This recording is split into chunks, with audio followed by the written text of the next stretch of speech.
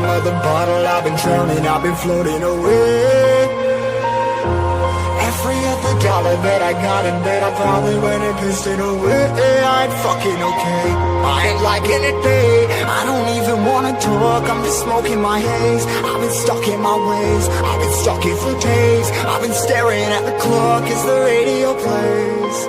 I'm enslaved. Yeah, rolling another, I'm stuck in my seat for the whole control of my speech. Yeah, I've been trying to get off this couch for a minute and a whole damn week. No kidding, I'm skinny, I cannot eat. Got a million motherfuckers that depend on me. Yeah, every friend in my family, from a girl, every fan I meet myself. I'm too on till I'm too off. Come down, make new thoughts, like jumping off of that rooftop. Oh my devil, when I knew not to make moves based on my mood drops. Like who's lost? Like who's lost? It's yo, steadily killing me, running my brain full of shame, I don't wanna lose it. Full of stage, trying to find my pain. See the sun coming out of that rain. My pain really not tame, I'ma never slow down, I'ma never be late. Stuck inside this prison, inside this cage, it's taking over on me.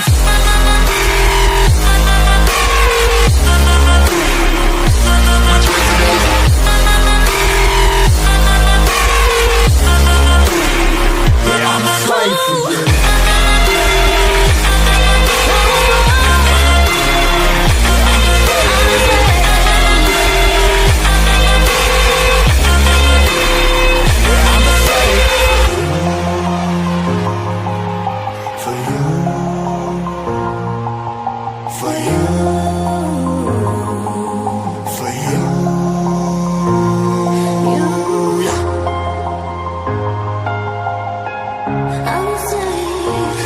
Slave for you.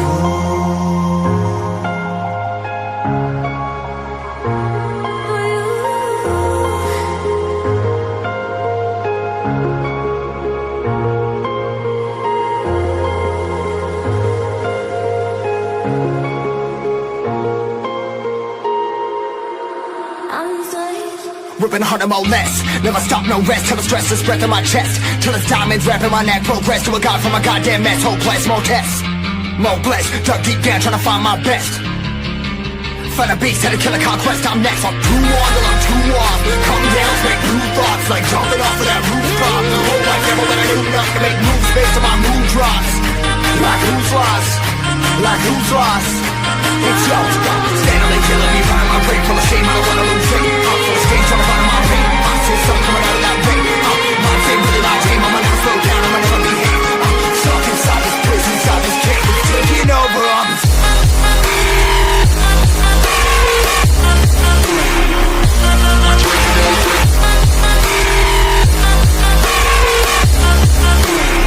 Yeah, I'm a slave for you.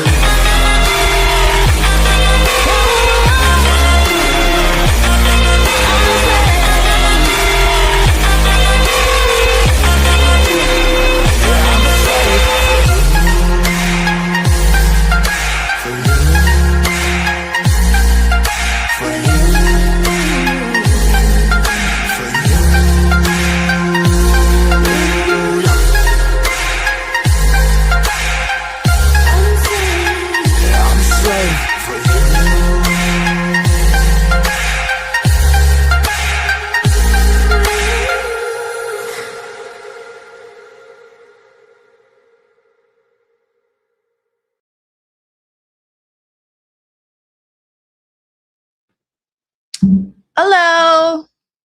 Hi, guys. Oh, hold on. Can you hear me okay? Can you hear me? Happy hump day. I just wanted to do that. I love doing that. It feels good. Hump day. Hump day. All right. I'm sorry. Lord Diabetes. I have no words. Hey, Vernon, what's up? Just a little. Nah, I lost track of the time, to be honest. No shit. I'm opening all these links and I'm trying to get them all up here. And I'm like, all right, let's just go. Hey, Gemini girl. Hey, Angie Mo. Hey, Buff. Thanks, Vernon. Sounds good. Thanks, Angie. I'm out of breath. I ran up. I had to get my Sprite. Oh, you're learning about Mackenzie Showa? What do you think? It's terrible, isn't it? I have some questions about that. I'm sure everybody does. Man, you know when you're really thirsty Sprite just has like a kick to it, especially the McDonald's Sprite, but I'll take the can. I know you guys are, yeah, she likes the pot and the mushrooms. Yeah. Holy shit. Titters is like, I'm trying to write stuff down and she's been in my face. So how's everybody doing on this fabulous hump day, first of all? Titters, you got to go back to your chair. We have business over here. Hey, Tiff. So you guys, Sprite has a bite. I like that. I like that. Sprite just is something special. Sometimes orange soda does, okay? Cat? Johnny Scoville's cat. I don't know that I've seen his cat. What's his, is that the one cat? The squirrel cat? Squirrel cat. Titters, you gotta move over. You have to make room. She's sniffing the Sprite. Katy Perry. Oh, really? That's the cat's name? That's funny. Nuh-uh. Okay, watch out, tits. All right, we got to get down to business because we got a lot to cover. I'm acting like it's a big project. I'm sorry. All right, watch out, tits. We got a lot to cover, tits. Okay. All right, hold on. I got to get my zone. All right, I got my smoke. This isn't the pot. All right, here's yesterday I'm on the interwebs, okay? And oh, okay, Buff. I'm on the interwebs and lo and behold, I see something come up about Chris Watts and his hopeful new wife. And so of course I clicked on it. And then I started looking for more stuff because I was like, oh my goodness. Because guess what tomorrow is? Tomorrow, August 13th, is 8 years since he annihilated his family. And I'm reading about this woman. She's not new either. I didn't know who she was. She's already changed her name to Watts, her last name. Court records show. Her stepdad, I believe it's her stepdad, not his.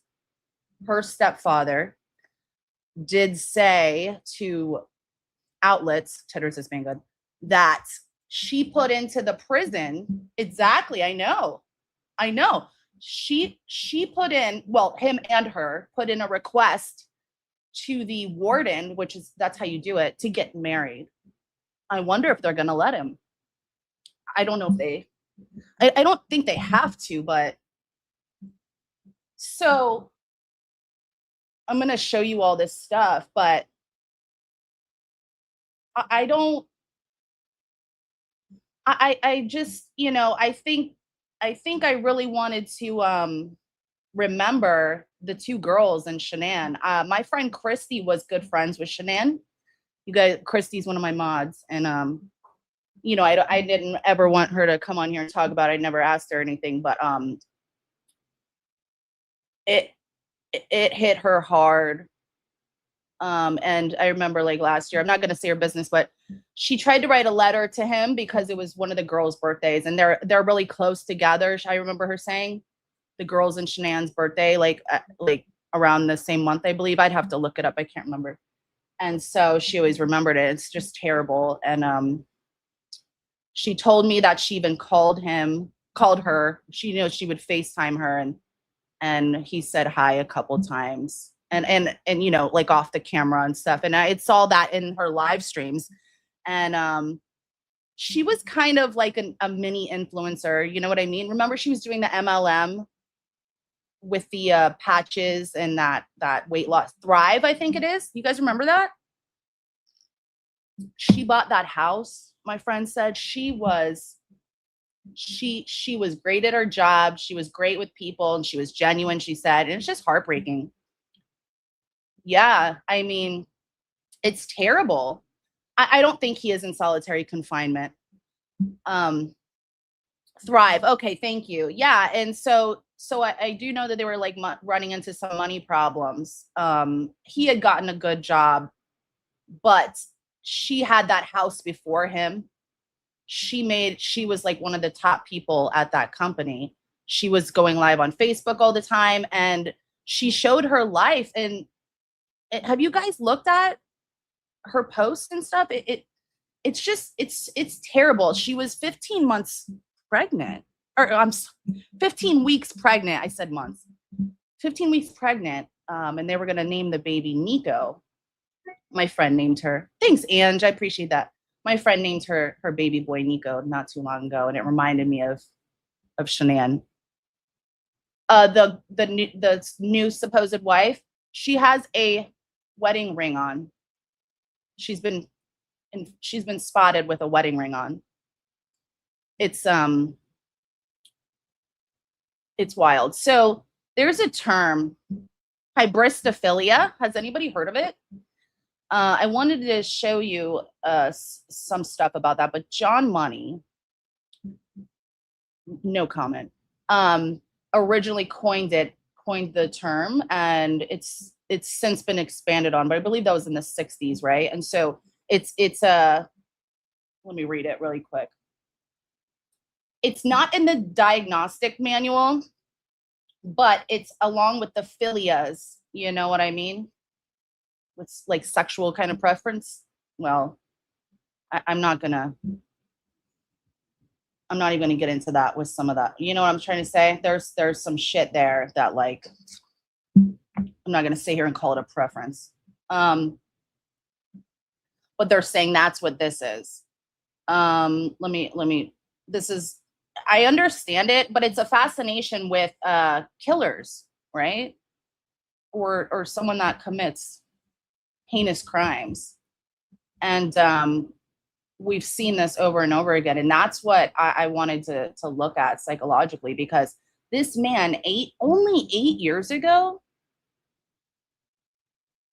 annihilated his family.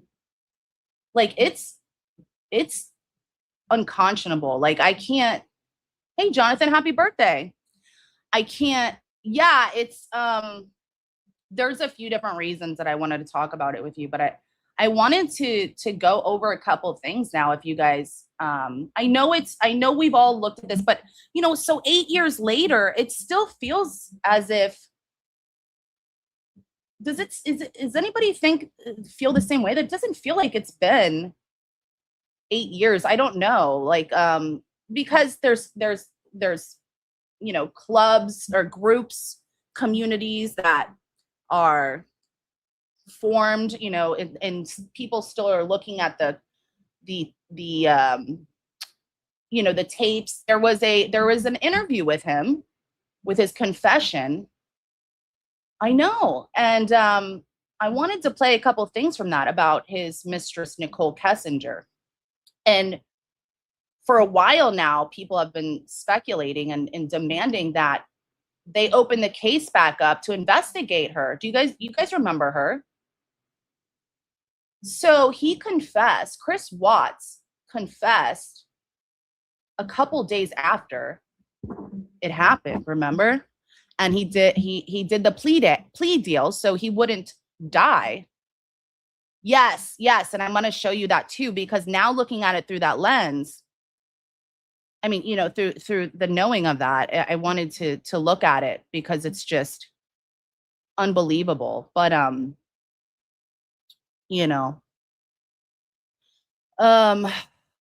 yeah, no, it's just terrible. But the neighbor's camera, remember? What? Chris Watts? What? Okay, we're gonna look at it.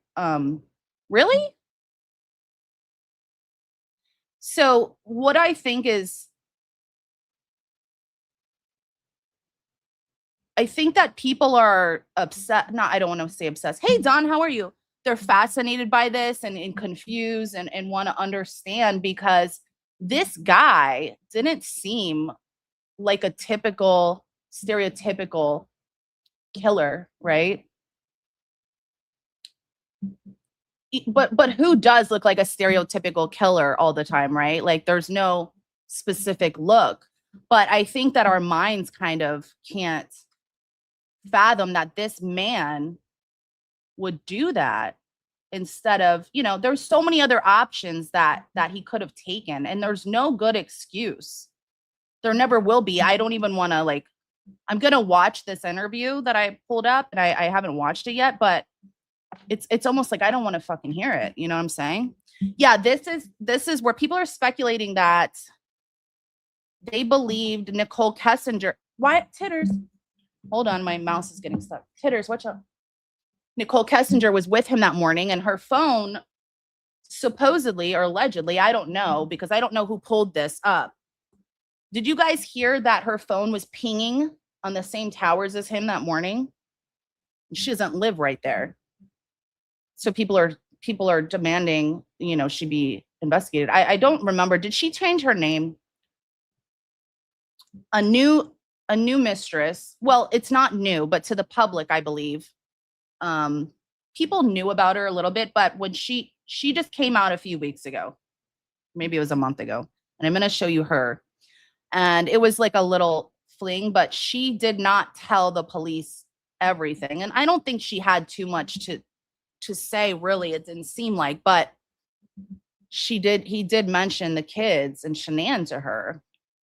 And so this man is like on these dating websites, and he was like, it sounds like he was getting wild, right? Like, I don't know. Like, for some reason in my mind, I was thinking, oh, he got chosen by this girl, Nicole, and then he just went crazy. And like, it didn't seem like he maybe got a lot of women. I don't know what I was thinking, right?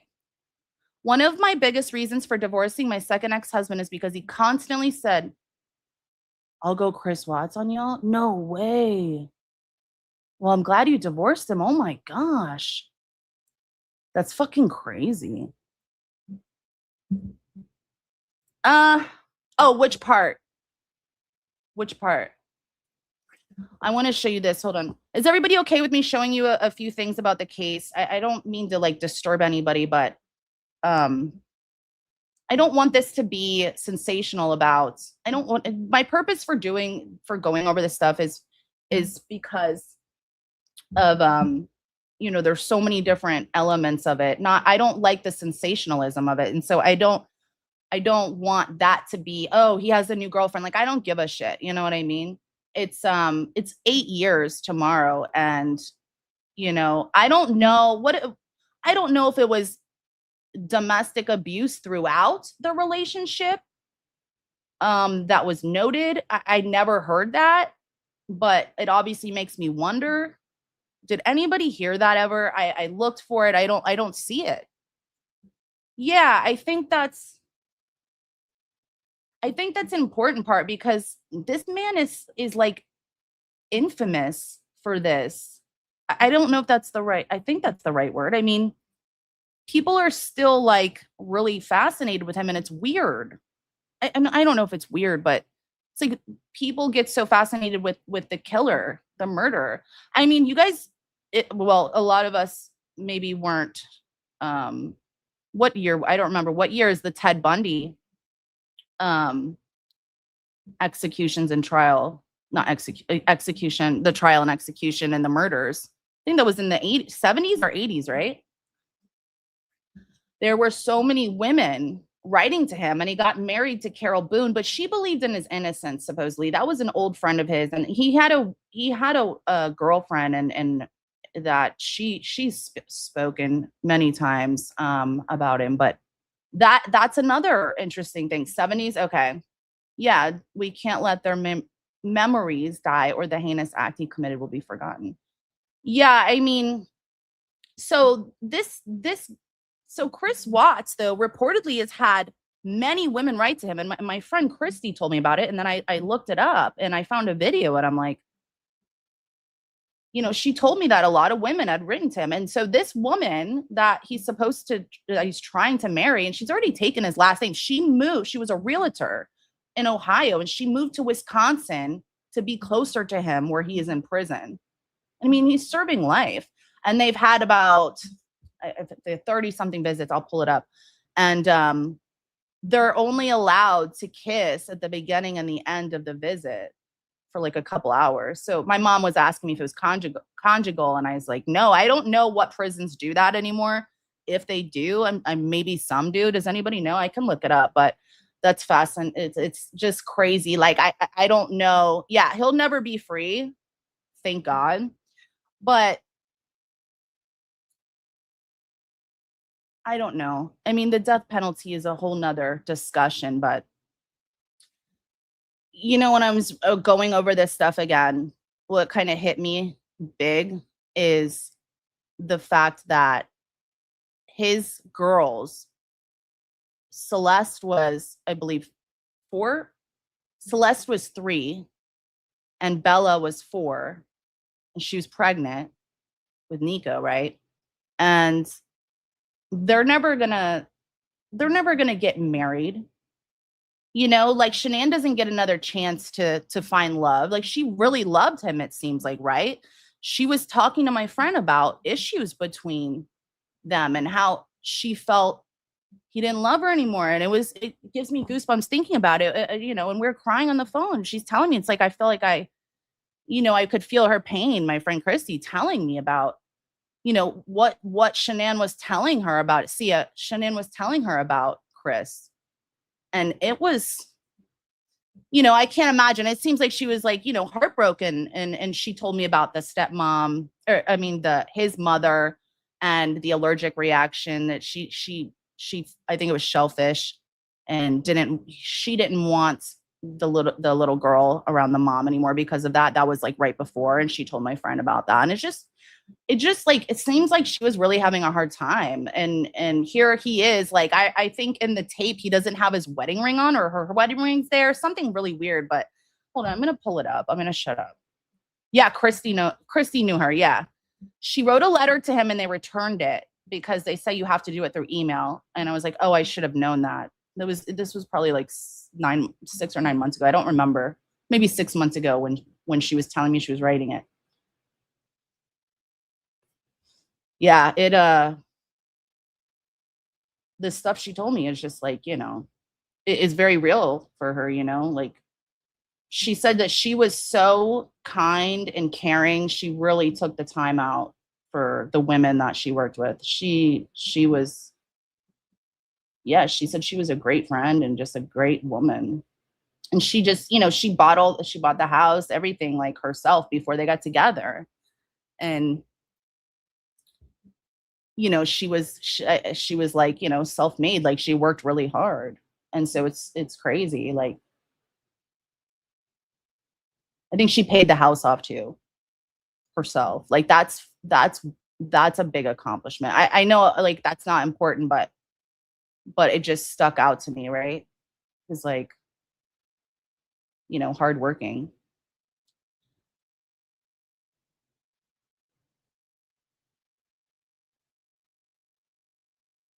See you later. Oh, 1 second. I pulled the wrong thing. Here it is.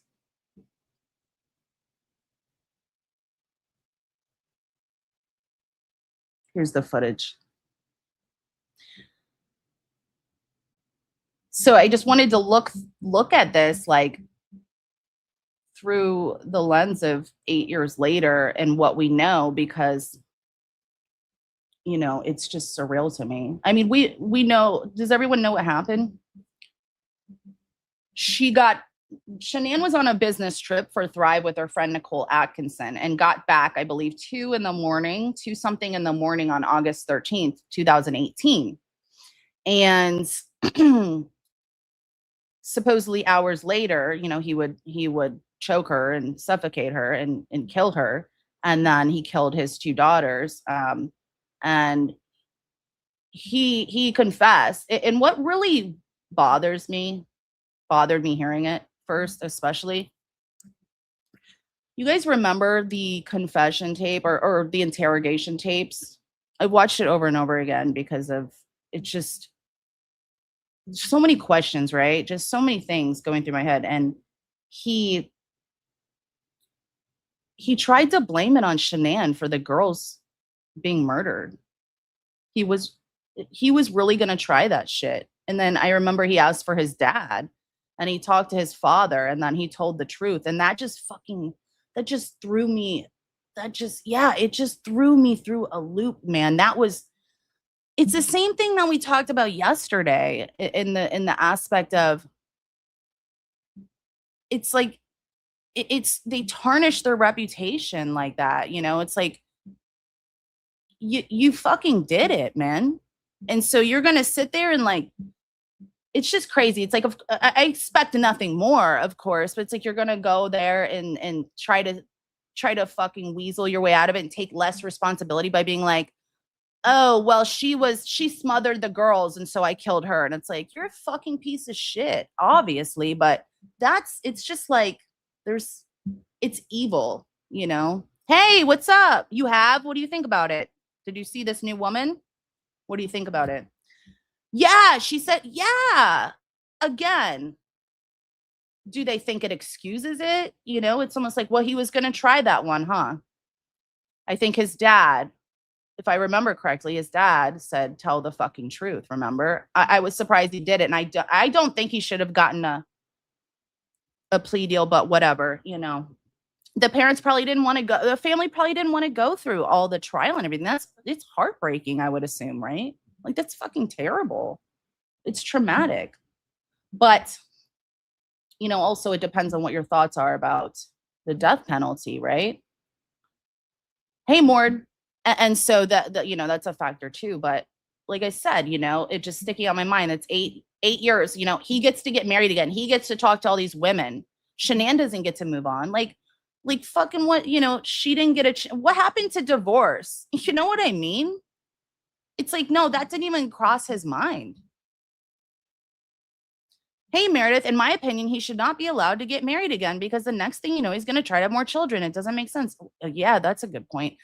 You know, I don't know if they can still do the conjugal visits, but, you know, who knows? He's considered a family annihilator. I'm going to show you him right now. I apologize. I get going, and it's just because I think you're right. I don't think he should be able to get married, you know, and so of course it's like, well, you know, well, he has rights. And it's like, well, that's not really a right. So, you know, it's not. He got life in prison, but not the death penalty because he pleaded guilty to 4 charges, 4 counts. The 2 girls, Shanann and Nico.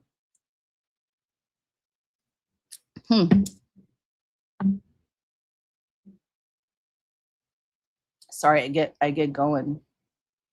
Here it is. They were so little too.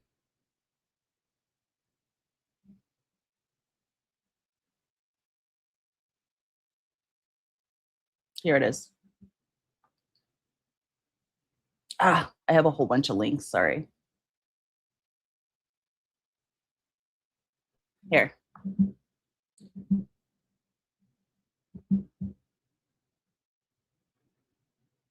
Okay. This shocked me, this part, and I really. Where is my screen? Okay, here we go. The oil field, yeah. Holy shit. Yeah, but you know, I guess for, you know, it was probably worth it because to get that plea deal, I don't even it is a plea deal, but I don't even want to say it, you know. You know, because it's I feel like, didn't he say where they were and that's why? Yeah, exactly, Meredith. Yeah, they can kiss, making out in front and shit. It's fucking crazy. I apologize, but Jesus Christ. This is where he reacts to the neighbor's surveillance footage. And this blows my mind because he's trying to like, you know, find his wife, and he's acting so weird, obviously. And the neighbor says something and just trying to play it off. And it's like, I feel like he knows, like, oh shit, the truck backed into the driveway, remember? Meredith, did you hear about people speculating that Nicole Kessinger was there when the truck was backed up and you couldn't see everything? But supposedly that's when he put the girls and Shanann in there. I think they were still alive, but she wasn't during that. It's just, and I don't know. I don't want to, it's gross.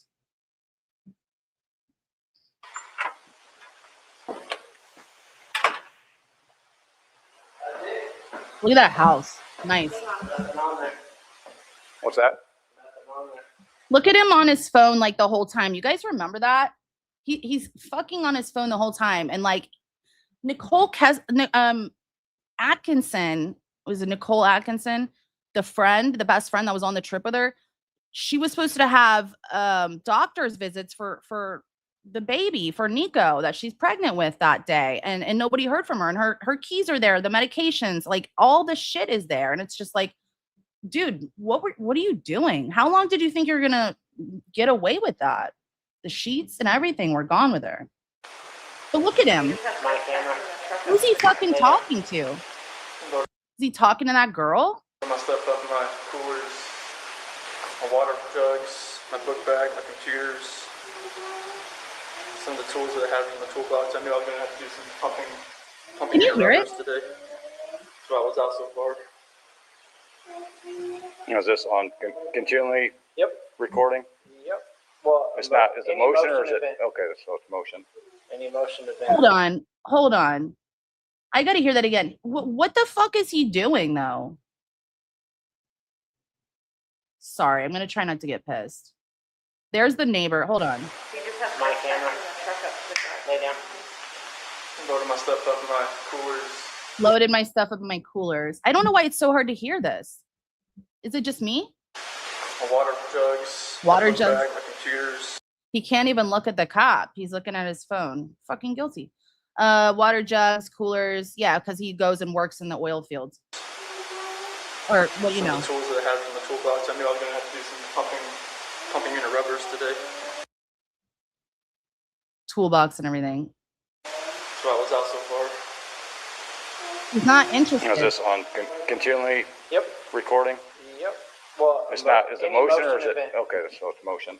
Any motion event that happens, I get cars driving from this street, Yeah. And this is him at 517. Hey, how are you? Good to see you. Gross. Usually park out there on the side. I just want to get everything back in. Be easier, so lugging everything out there, all the tools that I had to bring in. Thank you. How are you? Look at him.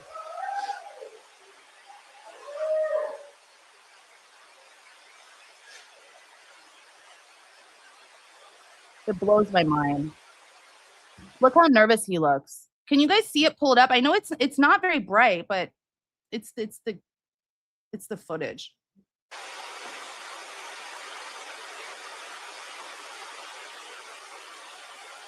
I don't remember this totally.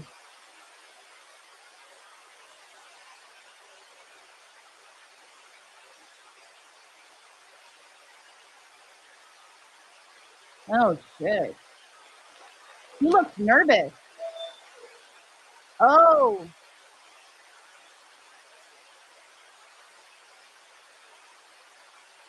I'm interested in the body language of everything, you know? What else can I do with this? I think My detective just showed up. So he'll probably want to talk to you. He'd probably, like I said, he might have you call like the bank and see if there's any kind of activity. Yeah. Hey, Astrid. Because if there is any sort of action out there, On his camera, I would have got it. like Right. we had issues the other week when people were stealing stuff out of like garages and stuff like that. And I had parked my truck I up had here. to park right. Look at him. Yeah. So someone, See if I could anything see where happened. someone tried to jimmy with a flathead screwdriver over there, and it was just like, But if any action would have happened, any cars or anything left your house, I would it have. would have been like right in that area. It should have picked. I mean, Oh, it'll pick up anything coming down the street this way. you know where that tree is? Oh yeah. Okay. Okay, Chris. Watch, I'll show you. There's nothing on here. We've already watched that one. But like, you'll see this car. Did he know that the camera was there? I wonder. Yeah. Show you this car. You can see this car starting to drive down the street. That one. Oh, See what I'm saying? It picks up all the way down there. He's next door. Here we go. I was talking about dispatcher. It'll be close for. Yeah, You can yeah. pick up cars That's what I this wanted to way, see I again. get anything coming this way and making this turn. So, and usually at night, Thank I pick you. up cars pulling a U turn. I appreciate it. So unless they pulled right here, Yeah. but I would have caught her while Yeah. Okay. Yeah, that makes sense. Cause look at him. Holy shit. Look at that. Diesel. Bye. Oh wow. Yeah, I've got nothing. Nothing for the rest of the day. No, that's it. She's pregnant as well. How far along? 14, 15 weeks.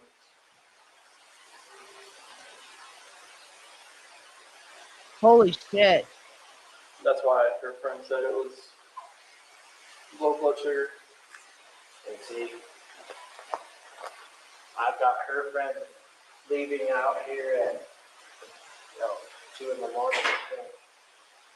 Yeah. My camera. Wouldn't he be interested in the footage if he didn't do it? Yeah. Did you go check if anything was missing around your house? There wasn't nothing, but it was all the blank. I'm gonna fast. And then her phone was still there. I'll send you the link, or I'm gonna post the links in my description. Same with yesterday. I totally forgot to do that because, even for the other interview, the new one that I'm gonna play a little bit from. Okay, let's get this going here. Come on.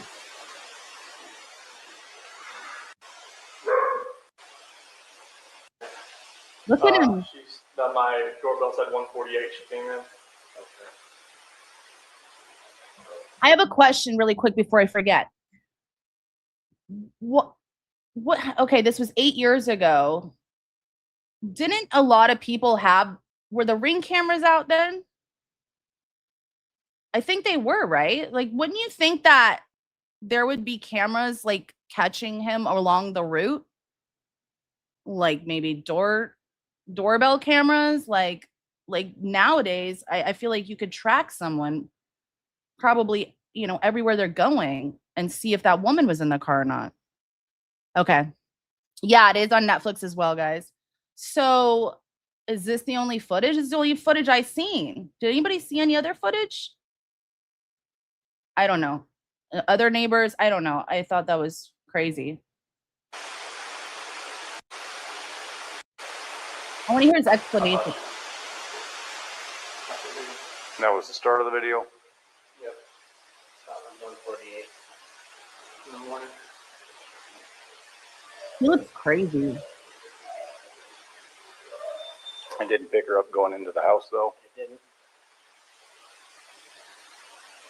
And I usually pick him up when he comes walking through here.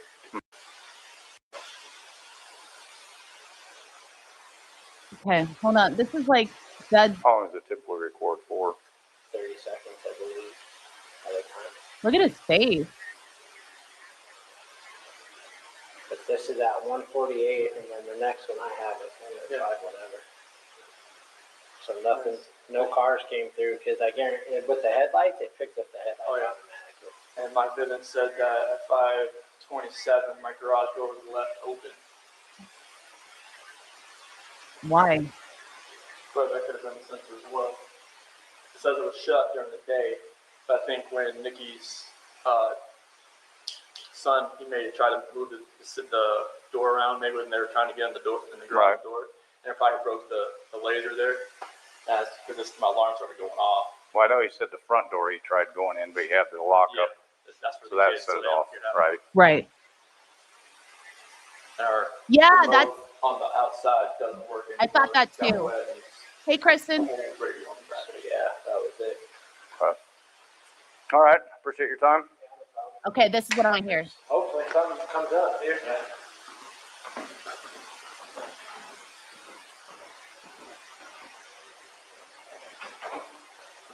No, if you just want to go talk to him, I'm going to get his info real quick. No. Not acting normal. Rocking back and forth. Can you guys hear him? Said he's rocking back and forth. He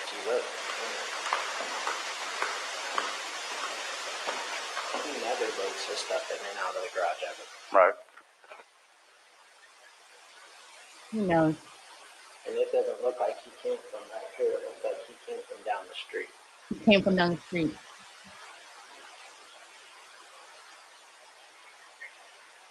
Got him. And then the other thing that doesn't make sense is why would he pull past this part?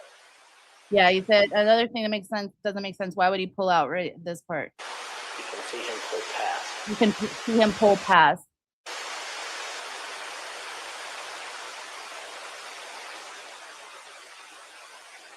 Are you able to record this? Uh-huh. I'd have to call Comcast so I can get him to do whatever. But watch, you'll see him get out. And he walks back and forth a couple times.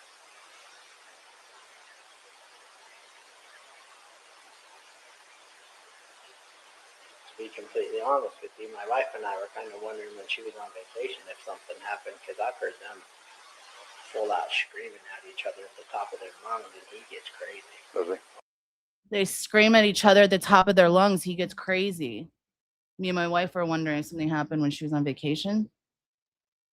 So maybe there was domestic violence that we didn't know about. And that's pretty recently. That was recent. Okay. I'm guessing that's why she went and visited people, because she wanted to get away from the situation. She wanted to get away from the situation. That is true, actually. I remember my friend saying that too. Give your ID handy. Hey, Alicia, he is a monster. Tomorrow is 8 years.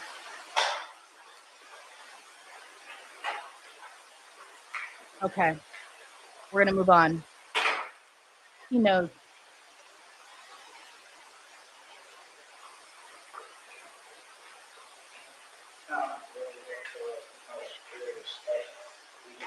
Okay.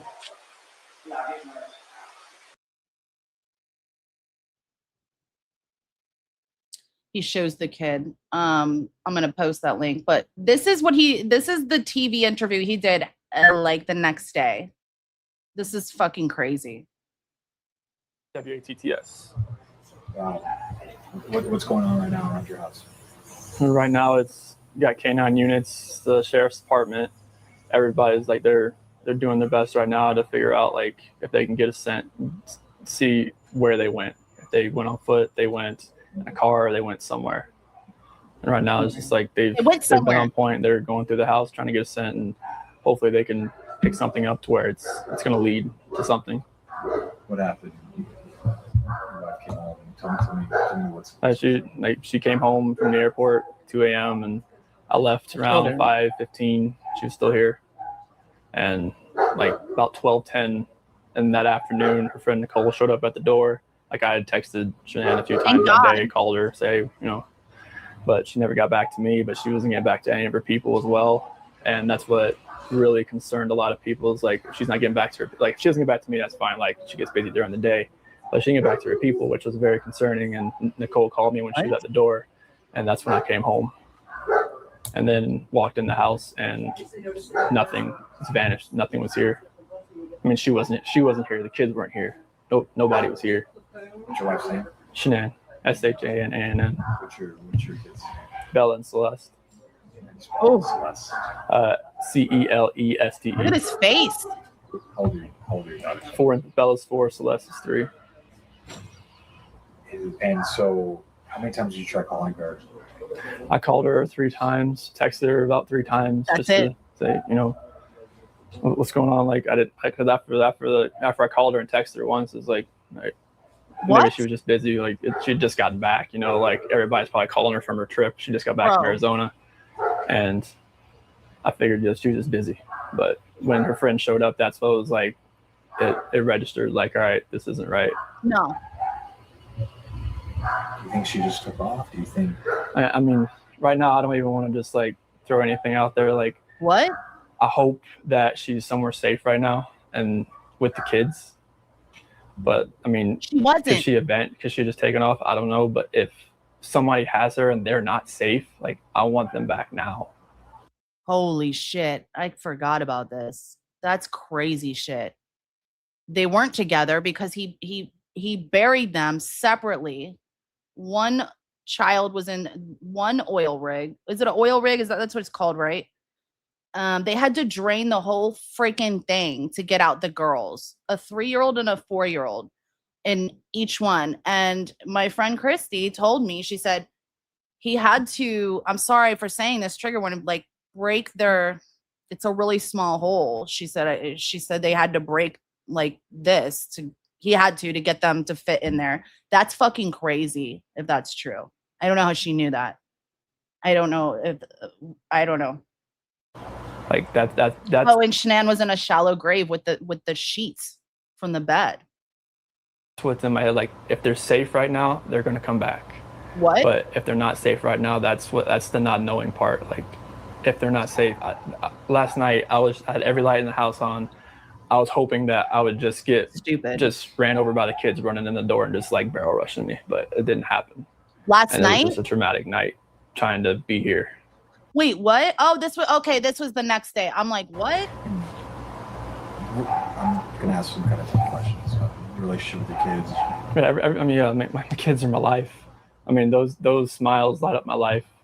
And it's like, I mean, last night, like during when they usually eat dinner, it was just like I miss them. Like, I mean, I miss telling them, hey, you got to eat that, or you're not gonna get your dessert. And just like you're not gonna get your snack after. I miss that. Like I miss them. Cuddle up on their couches. They have like a Minnie Mouse couch and a Sophia couch that they cuddle up on and watch Bubble Guppies or something.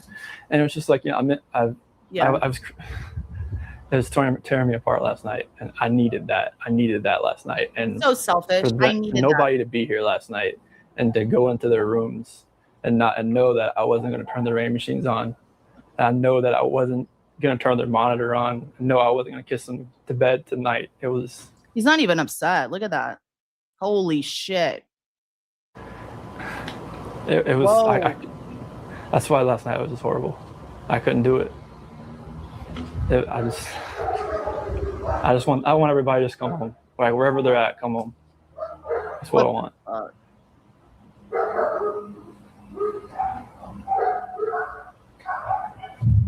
If he had remorse and he snapped and it's just like, something took over him, when you think that he would, come clean and be like, holy shit, what the fuck did I do? Wouldn't you think that? Where was she gone for? She was on.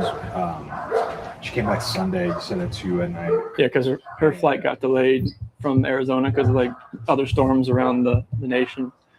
So she's supposed to get home like 11. She got home at like 1:48. Yeah, they were huge. Let me look. About 2. What was she going for? Like family trip or like? It was a Thrive direct sales. It was a local event that was down there between a bunch of leaders in the company. And that day she was back. I mean, I left work early that morning, like 5:15, 5:30. So like here it is. She barely gotten into bed pretty much. And, this might be a question, but did you guys get into an argument before? I got it. It wasn't like an argument. We had an emotional conversation, but I'll leave it at that. But I just want them back. I just want them to come back. And remember he said that because he just got on top of her and choked her ass out, and he said he couldn't stop. He said he didn't have control of himself. That's fucking crazy. And I guess they were talking about divorce or something, he said. I wonder if she knew it was coming. If they're not safe right now, that's what's tearing me apart. You're a piece of shit. If they are safe, they're coming back. But if they're not, this has got to stop. Like that makes no sense anyways. If they're somebody has to come forward. You spoken to her family, like her parents? Yeah, they've been in constant contact. You should come forward every hour. I mean, everybody back in North Carolina and the East Coast. I mean, from Maine to Florida. What is her parents saying to you? Like, I'm not gonna watch too much. If they need to get on a flight, just let them know, because I mean, they feel helpless right now because they're on the opposite side of the country. I mean, Colorado is. I mean, you can't just drive around and look. I mean, it's just like. Okay. You wouldn't really know what you're looking for. That's what the cops pretty much told me. That first day, I was like, I want to get out and drive around. They said, you wouldn't know what to look for. That's ridiculous. Last couple of questions. What is law enforcement? What have the police or the sheriffs or your neighbors? Is anybody? What's police saying to you? Right now, this is what they're doing right now is with the canines in the sense. I think this is the biggest thing. This is the biggest thing they've done so far because yesterday Frederick Police Department did all the searching of the house and try to gather whatever information they could.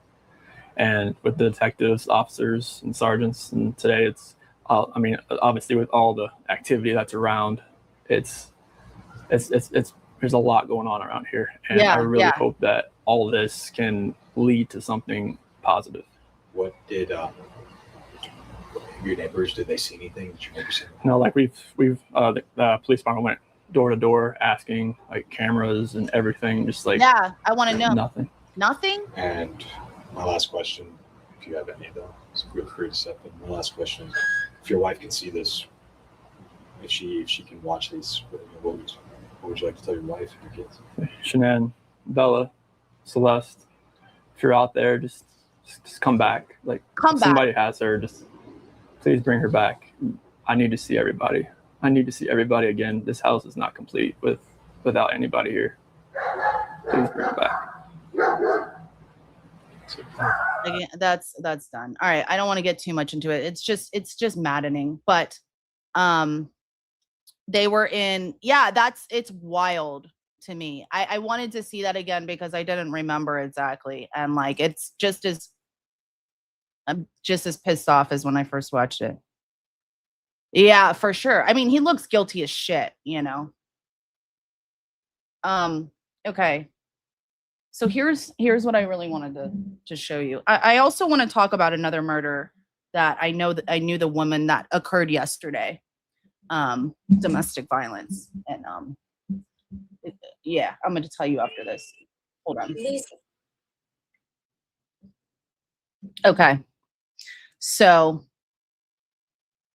here is a short clip of 2018 women sending love letters to convicted killer Chris Watts. So this is very interesting to me, and this is the, like, it we'll talk more about, you know, hybristophilia, and like, you know, I guess experts argue about like how broad the definition is, and like exactly what to include in that. The women that want to be or are attracted to you know, dangerous men and that. So that's what I wanted to look at this. It's crazy to me. Does anybody understand that? I hope not, but She loves to get away. But sometimes she needs extra cash to make it happen. yeah. That's why she uses Vinted to sell clothes, shoes, Hey, and accessories she Cindy. doesn't wear. And I with no know. selling or shipping fees, she earns more. Vinted's magical Me that too. way. What's going on here? Hey, Lucy. Ready to catch a wave? Hold on. Find extra money in your closet. Download Vinted. Okay. With a 24-year-old Parks employee now facing multiple charges after police say he lit a firework. Oh, I thought it was a video. Okay, it's text. Okay, Denver, Colorado. Chris Watts, who's serving life in prison for the Colorado murders of his pregnant wife and 2 young daughters, is apparently receiving love letters from women. Prosecutors are releasing dozens of letters sent to the 33-year-old Fayetteville, North Carolina native. Quote, "In my heart, you are a great guy," wrote a woman named Candace. Quote, "I'm hoping to brighten your days," wrote another woman. Someone even sent a picture of herself in a bikini. Watts admitted to killing his wife, Shanann, and their daughters, 4-year-old Bella and 3-year-old Celeste, after first telling police they were missing. In a deal with prosecutors, Watts pleaded guilty to first-degree murder in exchange for avoiding the death penalty. He's serving 3 life sentences, and earlier this month, he was moved from a prison in Colorado to one in Wisconsin for his safety. Okay, that's all that's there. But so, you know, my friend was telling me that, and I wanted to locate where, you know, they were talking about all the letters coming in. And there's a lot of articles talking about that. So now I want to show you next the other woman he was fucking, right? Like, I don't know how else to say it.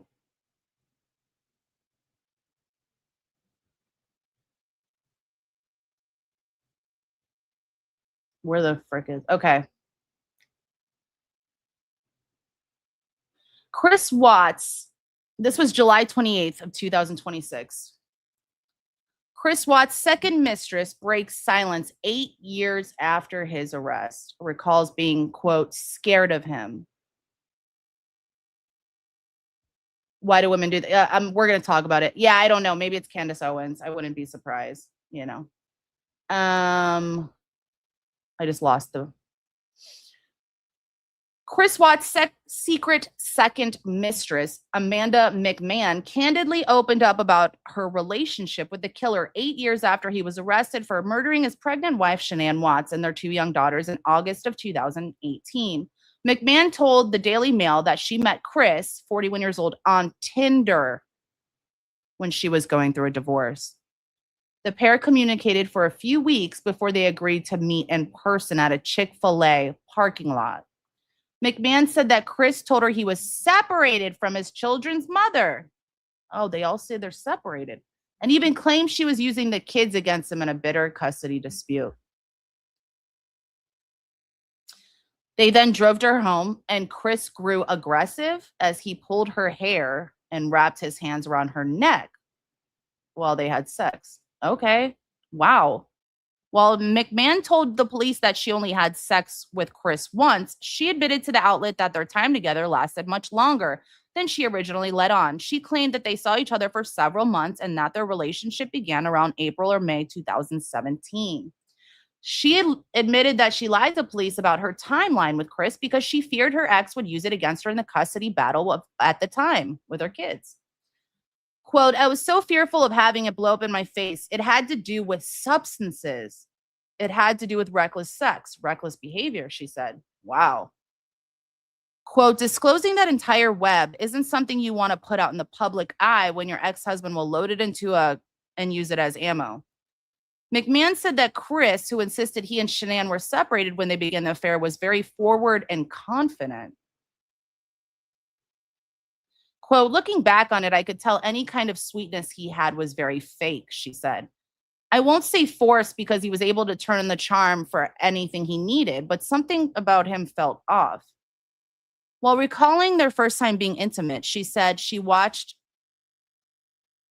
a, quote, animalistic fury come over Chris. He just went into like a zone. He didn't look the same in his eyes, she said. In the snap of a finger, he went normal to crazy, like brutal almost. McMahon also recalled being worried that Chris would hurt her.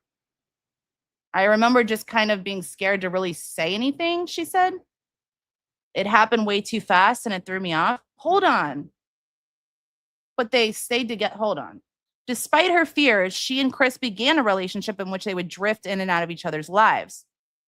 Another bombshell she revealed in the interview were her claims that Chris occasionally contacted her asking for her prescription meds, opioids. That's painkillers. Why does that not surprise me, you guys? Quote, I had my own prescription. He would essentially beg for things out of, she claimed. It seemed like he wanted to get away from something or numb himself, obviously. And honestly, I was trying to forget things too, so I understood where he was coming from. She insisted that she and Chris never did drugs together, nor did she witness his drug use. She went on to share that he would speak poorly about Shanann and would call her a fucking psycho and a gold digger. You guys, he was the gold digger, by the way. She was the one who made more money and had assets.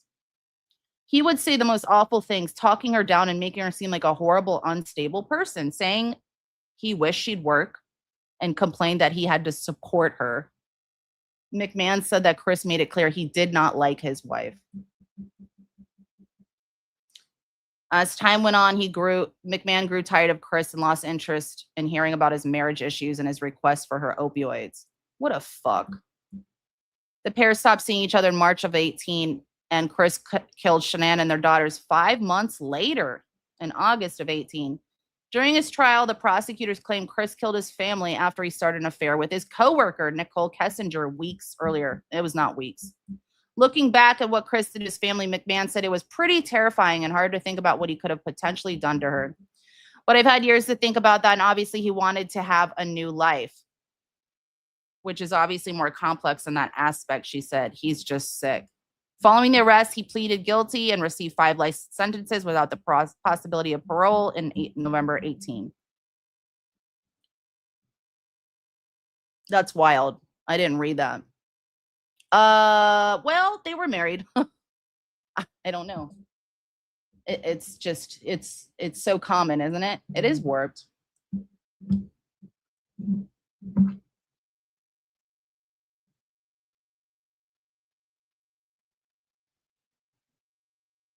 Oh, sorry. I thought it was my mom. It scared me. Okay. I want to show you this. Remember Wade Wilson? He's an attractive guy. And he's very fucked up. In 2019, Wade Wilson murdered 2 women in Cape Coral, Florida. Hey. Strangers killed within hours of each other. He is now on death row. But here's what many people don't know. Since his trial, thousands of women have written to him in prison, sent him money, and formed online fan communities. Some even call themselves Wade's wives. A new documentary from Paramount Plus includes prison phone calls in which Wilson speaks with admirers and discusses romantic relationships from behind bars. For money. Psychologists refer to this phenomenon as hybristophilia, an attraction to violent criminals. But the focus should remain on the victims, Christine Melton and Diane Ruiz. Say their names instead. Full case breakdown in the pinned comment. I like that little short. I like that. In 2019, Wade Wilson murdered 2 women in Cape Coral, Florida. I like that little short because, you know, it's just showing another person. And I watched a documentary. I don't know if it was the Paramount Plus one, but one of the women that he was with, he beat the fuck out of her. He did it to a man he was fucking and dating, beat the fuck out of him, like kidnapped him, like all this crazy shit. And they were all talking beforehand. And then they found out he killed these women.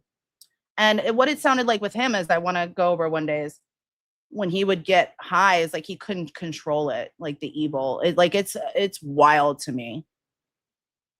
Yeah. So yeah, he that story is obviously I'm not going to go over things that everybody else went. I see things, you know, in my way, that I get things out of it that,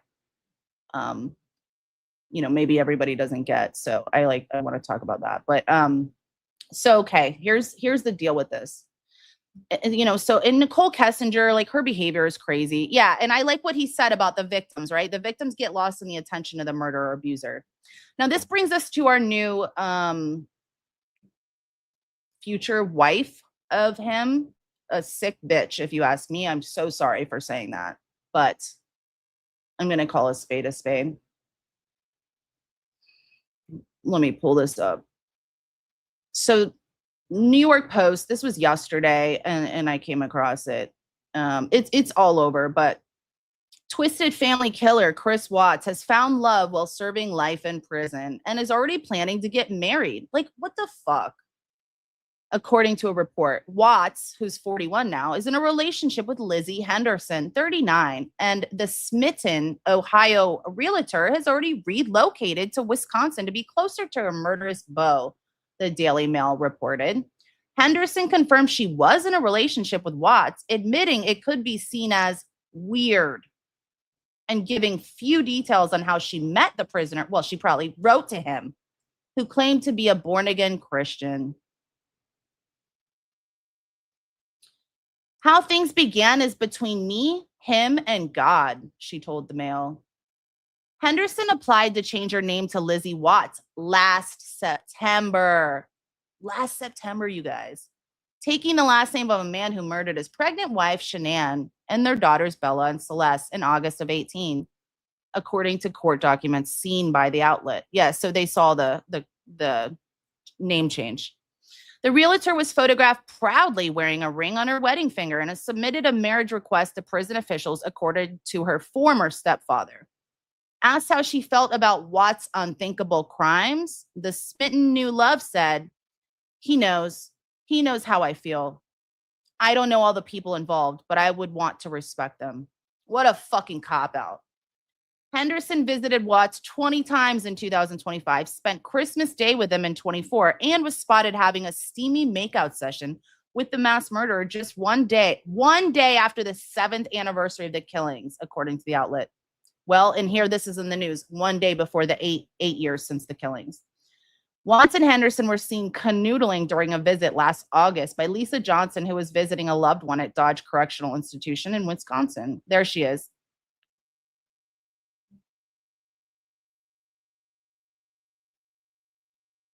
It's a small picture. I have more pictures. He was clutching a Bible as he spoke with Henderson, who was googly-eyed and really excited to take a picture with him. What is she, a fucking fangirl, you know? Inmates are prohibited from any physical contact with loved ones until the end of the visit, when they're allowed 10 seconds to embrace, while conjugal visits are not allowed. They hugged their whole 10 seconds while they were kissing, Johnson said, adding that the pair also said they loved each other. Prisoners in Wisconsin can submit requests to marry, but only if they meet strict criteria and receive formal approval from the warden. I'm curious to see what the warden says.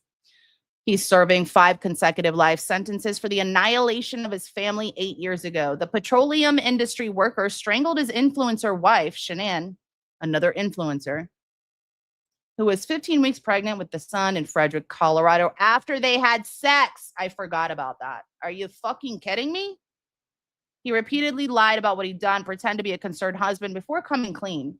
He told police he felt trapped by his marriage and wanted to start a new life with his colleague, Nicole Kessinger, with whom he's having an affair. He continued to have a string of pen pal girlfriends and female admirers behind bars. That's disgusting. And so I was appalled naturally and wanted to share this with you guys. Yeah, so here's what, so much is wrong. Yeah, exactly. Oh, hold on. I got to write something down.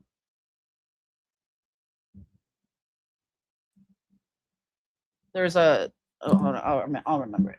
Okay, hold on. Okay, I'm going to exit this stuff because it's,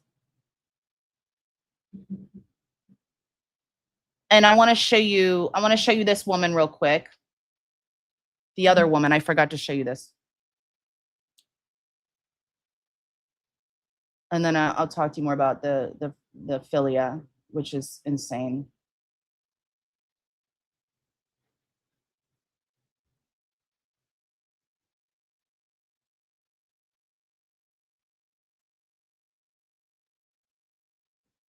Okay.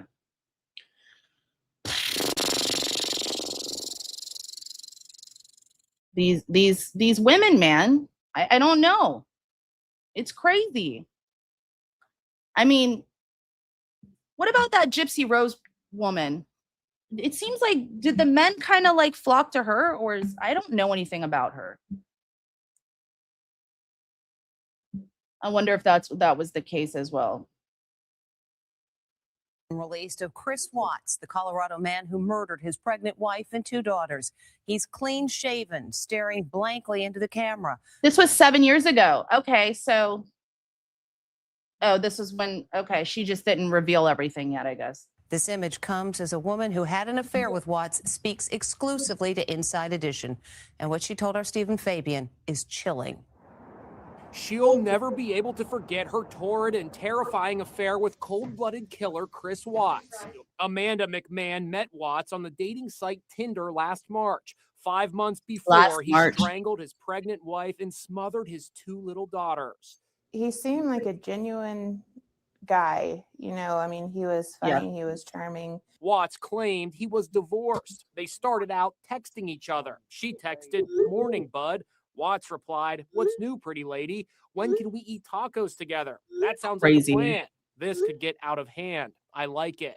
After they exchanged a few flirty text messages, Amanda agreed to meet Chris Watts in person for the first time here in this shopping center. They parked somewhere over here, and then Chris bought Amanda a coffee from this Starbucks before they decided to head to her place to watch a movie. That movie was the psychological thriller Shutter Island. Ooh. Leonardo DiCaprio plays a husband who murders his wife because she killed their children. Oh, Did the movie sounds inspire familiar. Watts to falsely claim that he killed his wife Shanann in a rage because she strangled the little girls? Maybe. Kind of eerie. Yeah, almost like a premonition. Right. That night, Amanda says they had their first sexual encounter. He was very rough, I would say. Very rough. And the best way I can describe it is as he's almost zoned out into a different person. I Did he know. ever choke you or ask to choke you? He did place his hand around my neck.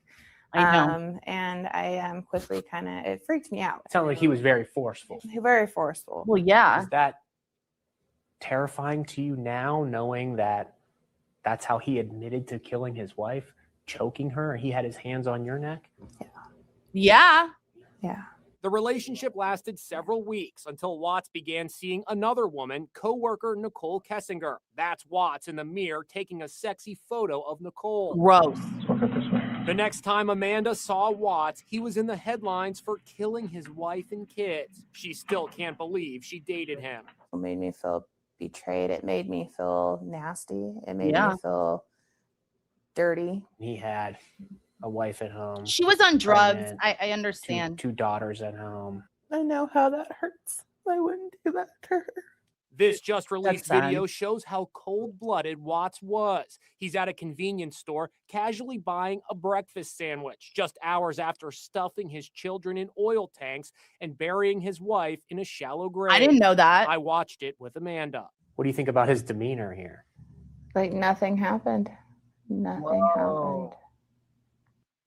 Amanda says while Watts was rough with her, there was nothing about their encounter that led her to suspect that he could go on to murder. I got goosebumps. That's telling.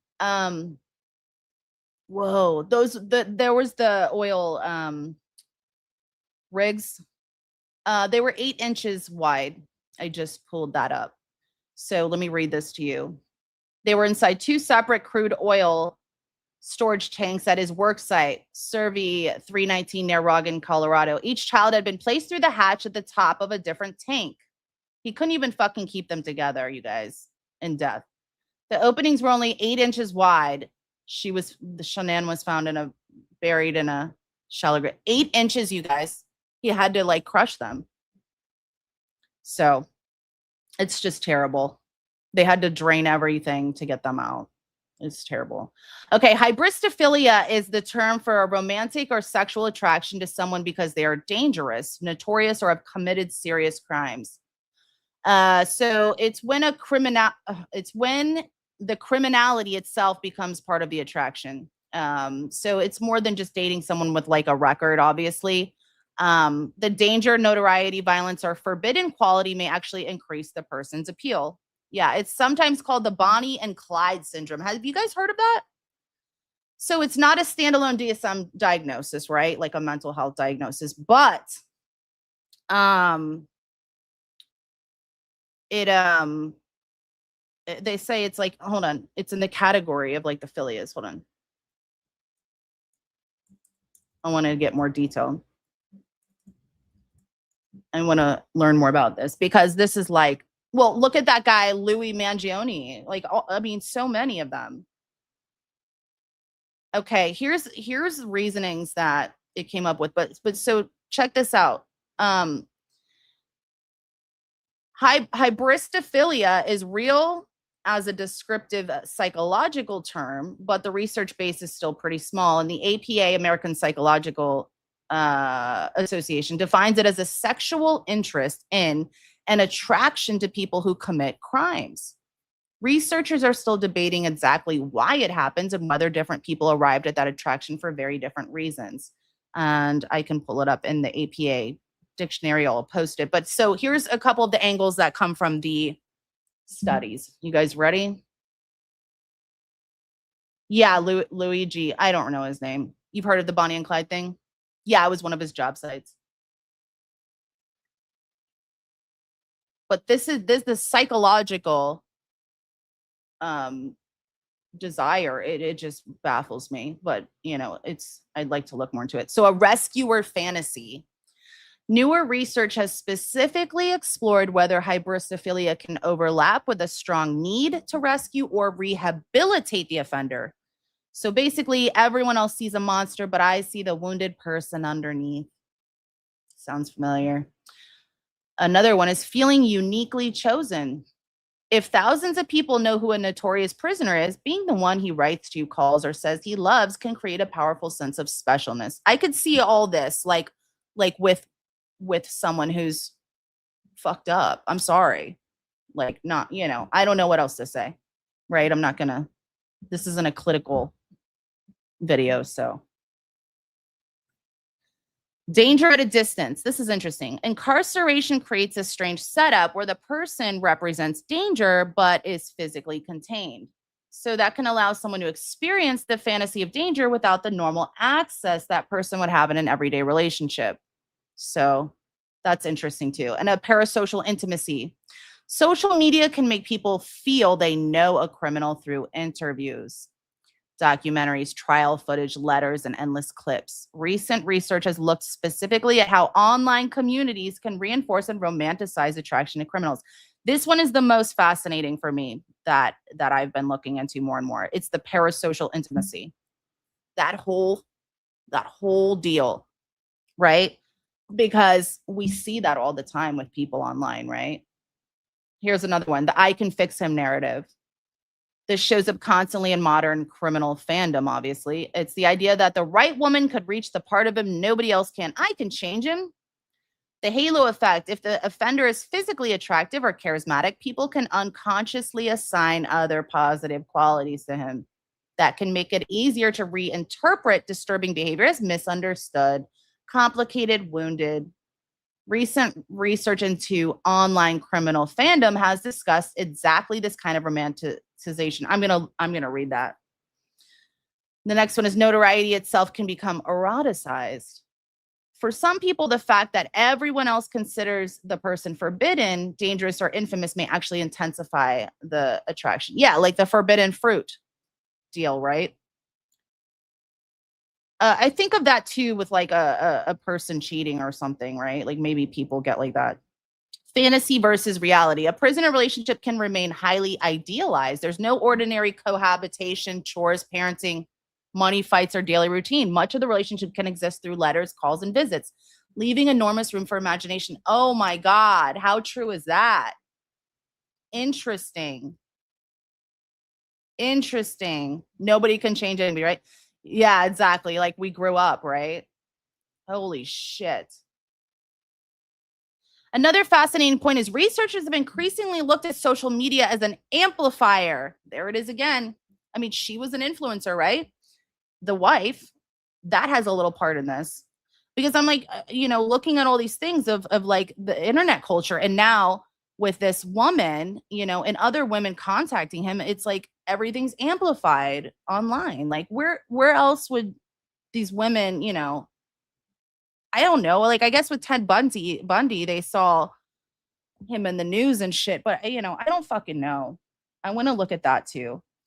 A 2025 study examined TikTok content surrounding attraction to criminals and found patterns of romanticization, sexualization, I can fix him language.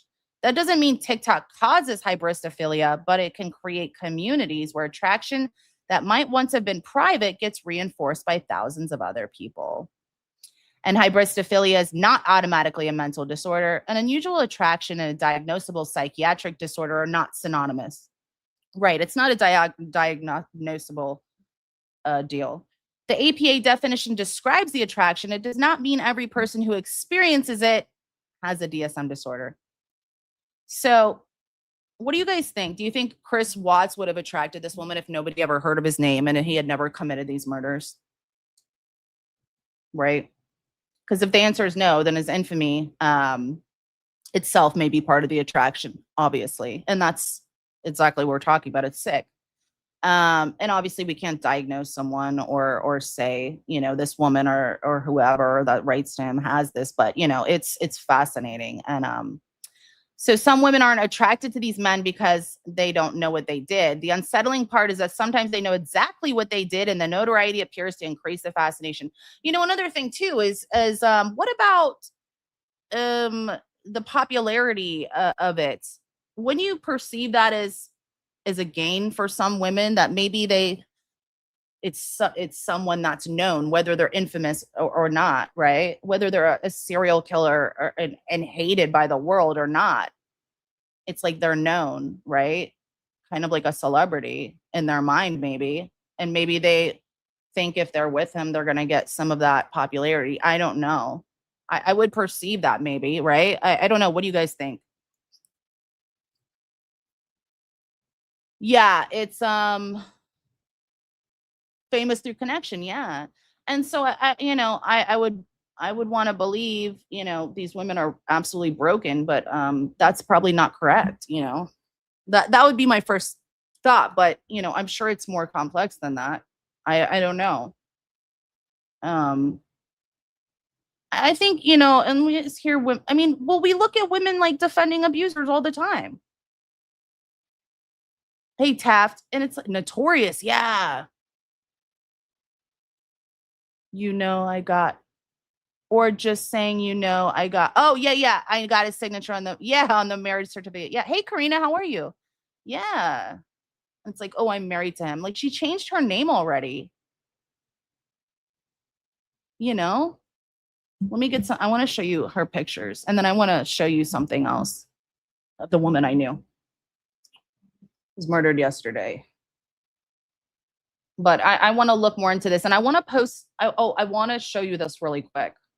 So sorry to go back to it, but I'm going to post the link for this because it's crazy. Okay. 7 years ago, this is posted. It's the prison interview part 1. So in February, he confessed the murders. And then so here's supposedly his confession, right? But I looked in here for the part Nicole, and I wanted to hear what he had to say about her because I didn't hear him say much, and so this is where it is. I know there's so many Nikki's and Nicole's in this. Right. I got confused. So we'll call her Nikki. Nikki. So then with Nikki, was it different? It just seemed like I was more in control, it seemed like. And that never happened. Like, she'd actually ask me my opinion on a lot of things and just what I wanted to do, and just kind of okay. That was new, wasn't it? Very new. Oh, that's fascinating to me. And so did it feel more like an equal partnership, or? It seemed like it. Yeah. That's fucked up. So then when it was date night. He's talking about the woman that he had an affair with, right? Would you guys talk about it? Would you ask to go somewhere? Would she say, I want to go somewhere? Was it too fast? The first time we went out, it was to a movie over at the Orchard, about 144th over there. And I asked her, hey, you want to go see this movie? And yeah, I'm like, okay, cool. And we got there, it was sold out. And, normally it'd probably just have, just wait 2 hours, just go home. But now she just wanted to walk around and just talk. Okay. Oh, wow. So that was different. And, I think she wanted to go to the car museum, Shelby Museum in Boulder. I've never been there. And that's right up your alley. Yeah, I was just that was awesome, just to walk around cars for an hour or so. And then, drag race in Vandermeer. The fact that he's even talking about it like this just grosses me out, to be honest. Okay. I haven't been to a drag race since I don't fucking care. 2008. And that was in Charlotte. Okay. They have a 4-lane drag strip over there. This the NHRA, the Top Fuel, fun car stuff like me. Hey! And Dad used to go there all the time. And then I was talking about you, Christy. I wasn't saying everything that you told me, but I was just mentioning how you had told me a few things about him and Shanann, about how great she was. Is Christy knew Shanann was friends with her? We went to camping in Sand Dunes National Park, and I'd never been camping. I always wanted to do it. No one cared. She'd done it countless times. Oh, really? Okay. She's outdoorsy. Yes. Okay. Yeah, she, I guess she, every time like she needed to clear her head, she just go by herself, just go somewhere. Oh. Yeah. So she's a completely new type of person and relationship. Yeah. Okay. All right. That's disgusting to say. I'm sorry. What were you thinking this whole time? Like, in the back of your head? In the back of my head, I was just telling myself, "What are you doing? What are you doing?" Like, Yeah. Every time, I open up my phone, I can see pictures and like of my wife and my kids, and it's like, what am I doing? And then like every time I was with her, it seemed like I didn't think. It seemed like it was like a blinder that was in my face. Oh. And it was For some fucking pussy. like Excuse every me. time I look back on it, like like I have pictures of my wife and kids and myself, and like every night, or every morning, every night, I just talk to them, say like I have like this book. Yeah, that's right. History for CC. Thank you. And I remember that No. book, so I read that to them like every night. And like there's some scripture and stuff that I read to them, so I just try, just try to think back. Like I wish this never happened. And it's like I wish that blinder wasn't on my head, right in my eye. Oh, he's blaming it on the blinder. No, I want to know more about it. I didn't watch this yet. I can't believe I didn't watch this. I didn't know about it. I would have seen what was going on. Like, I was having, everybody said, oh, you're just out there having fun while your kids, or kids and wife are on vacation. I'm just like, no, it wasn't like that. But it seemed like that's what it looks like when you're going, you're going to camping, going to drag race, going all this other stuff that you have fun doing. With somebody else, it's not your family. It just didn't seem right. With her, it just didn't seem like I could even see that anymore. Man, grow up. I was there at her house pretty much every night. So it was like I didn't have that time at home just to really think about anything. Because literally I didn't. I was only at home from like when I got home from work. I worked out, I ate dinner, and then I went over to her house. Like I never slept in my house. What? Like the whole month of July. Now, talk me through. What do you mean you didn't sleep in his house? What is he fucking saying here? Since when? that though. When you said you went home and then you were at her house, was that while Chanel was gone? Oh, okay. Oh, when so you weren't even at your house. No. This all happened so quickly, didn't it? It was insane quickly. Like, it's insane. She even told me like she was never in like a normal relationship. She would never have somebody over at her house like more than like once or twice a week. But she felt like she wanted me over there. Yeah. She said she felt comfortable over there. Yeah.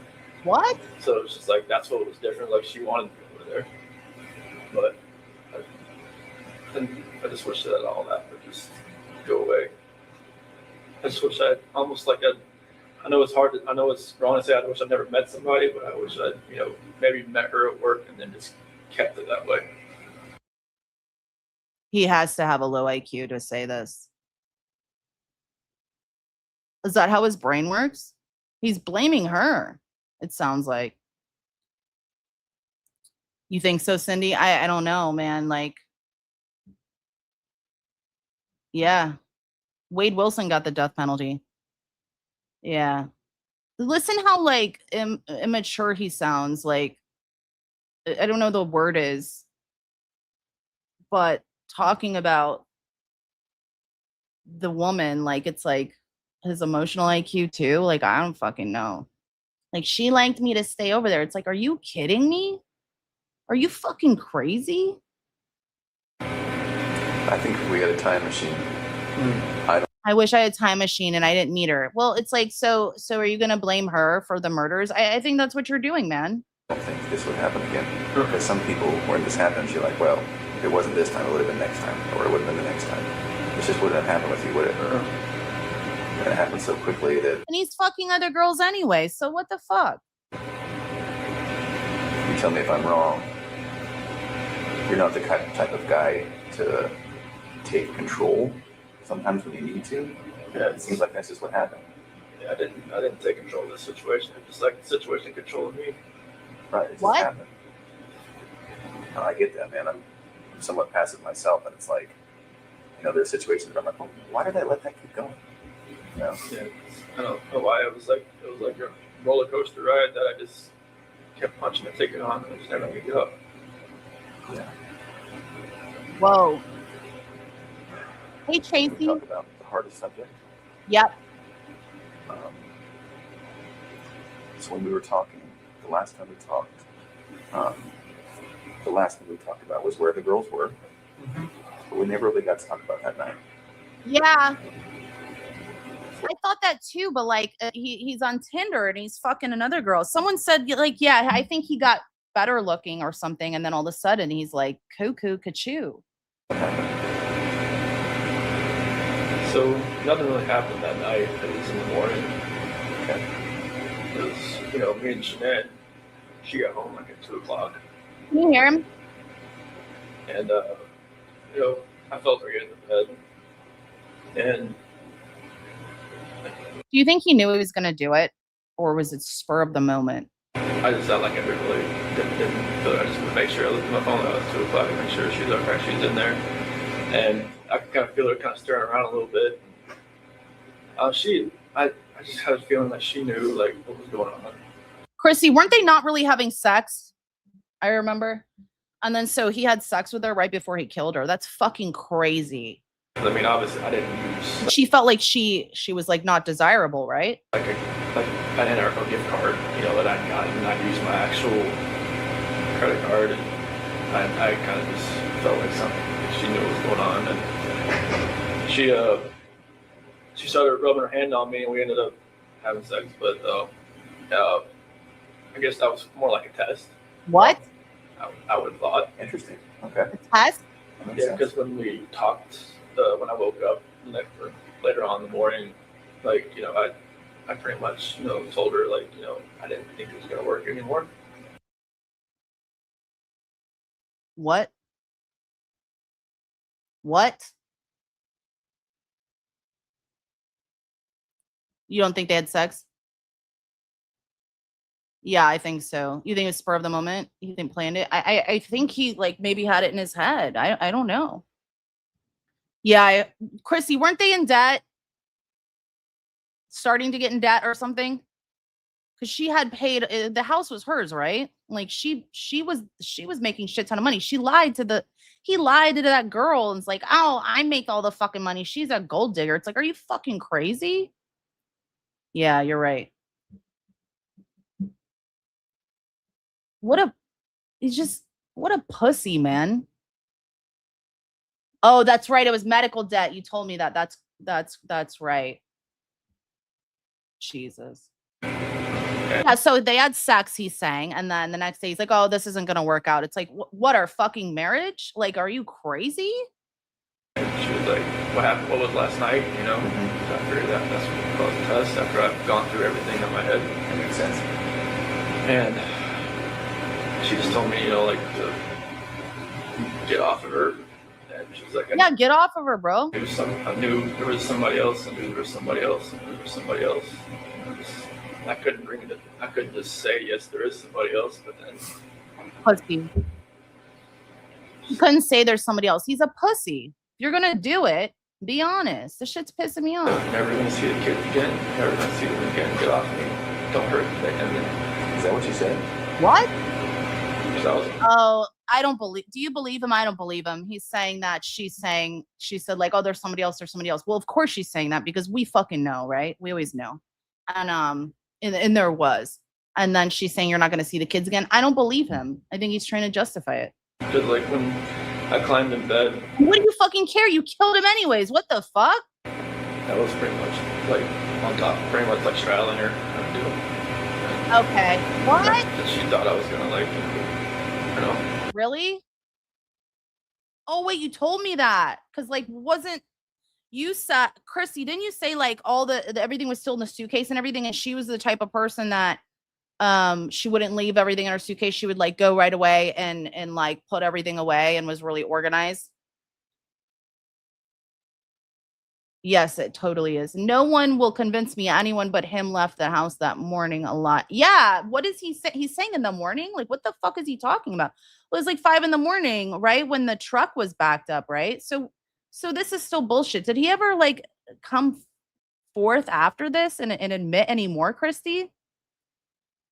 Because didn't he said he got on top of her at 3 and 4 years old, and Nico was 15 weeks. And she was supposed to go to the baby doctor, whatever they're called. I forgot. I had a brain fart. It's despicable. What a pussy. I can't think of any other word, a coward, to describe him. A selfish fucking coward. So Chrissy, tomorrow's 8 years, I'm sure you know. Christy, I saw this new woman that has taken his last name, is wearing a diamond ring. Oh my God. Demonic is correct. Yeah. And you know, there's so many that I would pediatrician. Okay. Right. And supposedly he didn't want the baby, she said, right, Kirsty? It was a boy, right? Yeah, it was a boy. OBGYN, that's right. Okay. Yeah, so in the beginning when he was confessing, Kirsty, he said, which the part that pissed me off, Kirsty, is when he said that she hurt the children. And so it's like, you know, he's making himself to be a fucking martyr, right? Like, oh, so like I killed her. And like, that is disgusting to me, obviously. And because like I did something yesterday talking about another case to where the girl is sitting there saying the man is the abuser, but all signs point to her being the main aggressor, in my opinion. And he's dead and he can't defend himself because she murdered him. Right. And, you know, sitting there, you know, painting his reputation this way is like, oh, well, you know, it's self-defense. And it's like, no, you were a fucking abusive piece of shit. Excuse my language. Was there domestic violence in there? It sounded like there was. Okay, cool. Thank you. I was scared to ask you. I don't know why.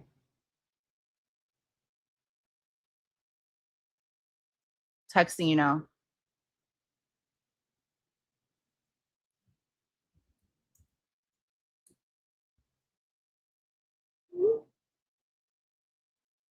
Oh, Susan. Hey, thank you. Thank you so much. Yeah, Pillow Sham. How are you, Susan? Yeah, get in his way. Yeah. Unbelievable. I'm going to take this down so she can come on here. Hold on. Let me take this down. Stop sharing. Okay. Unbelievable. I'm going to post the link to these interviews because I wish they got it on tape. It was the FBI. It's just crazy. Oh, you are.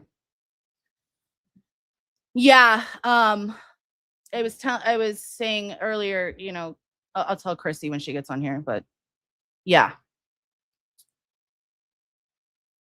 It's just tragic. Well, it disgusts me. Hey. Hey, boo boo. Hey, what's up? I can't see the box, but can you guys hear her? I can hear you fine. Can you guys hear her? I don't see the box, but you're there, I guess. I'm here. It's just because of my photo or my live feed for my face. Love you too. Chrissy, so like the whole thing was this. I didn't want to like romanticize and like sensationalize this woman that's gonna be marrying him. It's disgusting to me because tomorrow's 8 years. I don't know anything about her. Yeah. I don't know anything about her. She's taken his last name already. Black woman, but beyond that, I don't know anything about her, their relationship. I knew about him and Shanann from what Shanann told me. Yeah. Will you tell us more? You told me all about it, and I told him that you were writing that letter and they returned it because you needed to use the email. And it was around the girl's birthday. And that was terrible to hear you going through that. It was sad.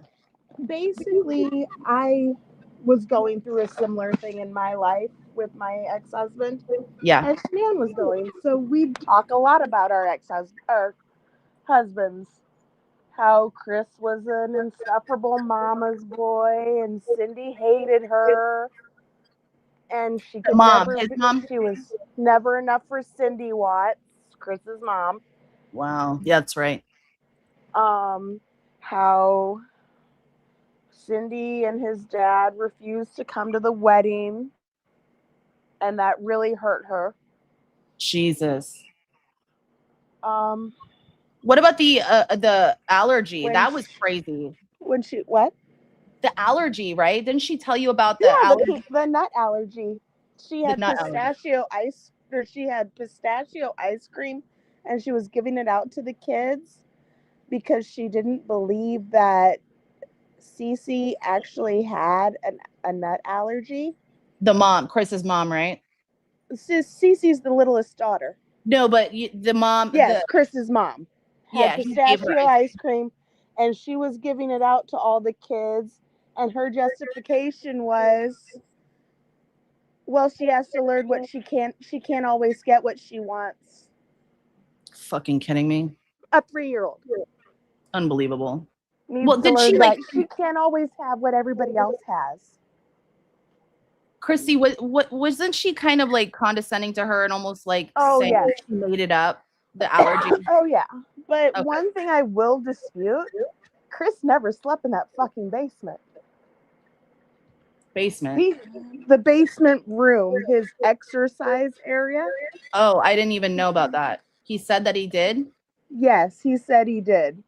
I thought he was saying he slept at the girl's house, Nicole. Yes, he told Nicole that he slept in the basement. No, he didn't. He slept by Shanann every night, but he refused to have sex with her. That's crazy. She'd go take a shower because she was the first one up, the last one down. Before going to bed, she'd take a shower, do her facial routine, take any before bed medicines, normal routine stuff. And her hint to him was leaving the bathroom door open while she was in the shower, because from their bed into the bathroom was a bird's eye view, or not a bird's eye, but a direct line of sight to the shower. That's right. They had the glass shower doors. So that was her indication that, baby, I want to be intimate. Wow. When she'd get out of the shower and go to bed, he'd be, quote unquote, sleeping. She could tell it was forced, and it drove her nuts. That's so bizarre too, like, because I don't know if anyone, is this weird for me to think like that a man having an affair would be fucking both or something? I know it's like trivial, but it's just, I'm like, I can't imagine what that would feel like, you know, as his wife. I mean, like, unless he had some sick loyalty and some, I feel like I'm having an affair on the person I really want to be with if I sleep with my wife. That's the only way I'd see it being rationalized in their head, but he's an idiot. Yeah. What? So is he low IQ? Someone else was saying that. No, he's just an idiot. He's an asshole. Really? Yeah. Okay. What, did he get good looking or something and lose weight? He was fat when him and Shanann got together. Oh. So what, attention? And like, he pursued her. That's right. He pursued She didn't Shanann. want him. She'd just gotten through a divorce. She got through a divorce. Right. She was not interested in pursuing anything with anyone. She'd just been through the ringer. Wasn't he abusive? You said? I don't She remember. never actually said. She said he was a real asshole. Okay. I couldn't remember. Shanann really didn't talk badly about people. Yeah, that's what She'd you're talk about what they did. Yeah. She really only said her first husband was unhealthy. So do with that what you will. Wow. And so he wasn't healthy and he wasn't nice to her. That's about it. Wow. Yeah, I mean, that's so did you see this other McMahon is her last name, this other quote mistress that I've seen a picture of her walking into the prison. Okay. No, not that one. That's Lizzie. Oh, no. But the one that when he would ask her for her opioid pills, and she was using drugs at the time, getting a divorce, and so she didn't tell the police everything, but she of the other mistresses before she died. Yeah, it was 5 months before he killed the kids. I've heard so many things of where he got the oxycodone that he was giving her when they were in North Carolina. Wait, he gave her oxycodone? He gave Shanann oxycodone, yeah. Wait, I think you Trying told me that. Trying to get her to miscarry Nico the last week in North Carolina. That's right. She knew that, right? Did she know? No. She thought Wait, she was getting or Tylenol. Wait, Or how did you know aspirin. that? How didn't she know that? I don't No, know. how'd you find out afterwards? Afterwards, because he had confessed to it. Oh, I didn't remember that. Yeah, he confessed to it. What else did she say to you? Oh, wait, hold on. I want to say one What she thing. said to me was he was an insufferable little mama's boy. Whoa. Who had no balls to stand up for anyone or himself. Whoa. Yeah, he worked with this Kessinger woman, and like people. Do you think that she was involved, in your opinion? Oh, hell yeah. I think Yeah? they were laying in wait when Shanann came home and the girls were already dead and the reason he couldn't get right whether they were strangled or smothered is because he didn't kill the girls. Say that again? He can never get right in his police interviews whether the girls were strangled or smothered. He goes back and forth. They were smothered from their autopsies. He can't get it right because he didn't do it. She did. You think so? Oh, yeah. What? Wait, her phone pinged off of that tower by his house. What else was there? Didn't people say it looked like she was in the truck or something? What was that? They've said that they looked like she was helping carry stuff to the truck. They've said that it looked like she was in the front seat. I can't necessarily see that. I can see a woman with a long dark-haired ponytail. Where? In the neighbor's door cam or garage cam. Really? That picks up there. I can see it. I've seen it a couple times. No, the mistress changed her name, didn't she, legally? No. She didn't? I've heard that She's been hiding out, right? I've heard she lays low, but she didn't change her name. No, she didn't get convicted. They want her to open the investigation, right? Yes. They want the investigation reopened because the police didn't do due diligence because he confessed. Yeah, so he confessed took a plea like, deal. the day after or 2 days after? He confessed to his dad on the camera in an interrogation room. Yeah. But how he confessed was that Shanann killed the girls and he killed her out of a fit of rage. Right. Well, then the dad talked to him and was like, tell the truth, right? And then he did? No, then he took a polygraph. Oh, that's right. Oh my God. And the polygraph agent, I can't think of her name. I know who she pushed. Unbelievable. And was like, Chris, we're going to know what really happened and what didn't happen today. So it's real stupid to lie to me. Yeah. Is what your first story, what? And he's, oh, yeah, I told you everything that happened. No, you didn't. Whoa. Because like I said, those girls would have seen him dragging their mom's dead body through the house. Yeah. And would have lost it. I don't know any 3 and 4-year-old girl that wouldn't have.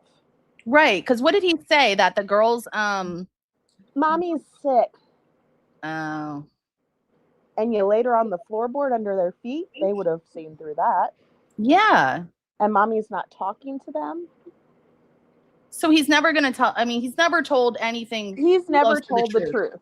Okay. I didn't think so. In my opinion. Right. Well, and so this new woman, how long was he alone with the girls after he, because so the weekend. She left for Arizona on Friday and came back Sunday. Were the girls with him? Yeah. Oh, because they had birthday parties and stuff. They came back from North Carolina, all 4 of them. And she automatically the next day had to go to Arizona for her Thrive concert. Weren't they fighting? Huh? Weren't they fighting in North Carolina? She was irritated because he was still acting disconnected and he wasn't connecting with the girls. The girls were acting like he was an inanimate person that they didn't even know. Whoa. They treated him like he was treating their mom. How long was he with this Nicole Kessinger, supposedly? They say only since April.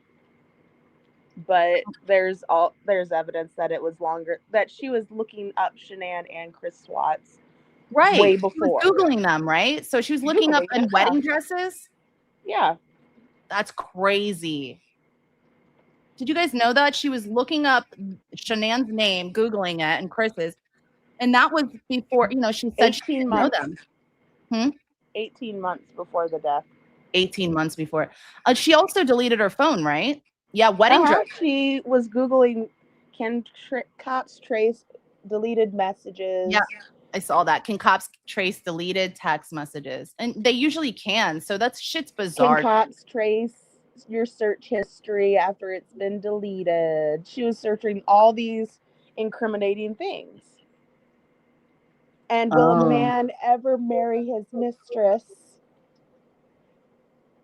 Wait, say it again. Will a man ever marry his Will a mistress? man ever marry his mistress? Didn't she also Googled, do people hate Amanda Frey, right? Yes, mistress Scott of Peterson's affair partner. But the thing is, Amanda Frey came forward.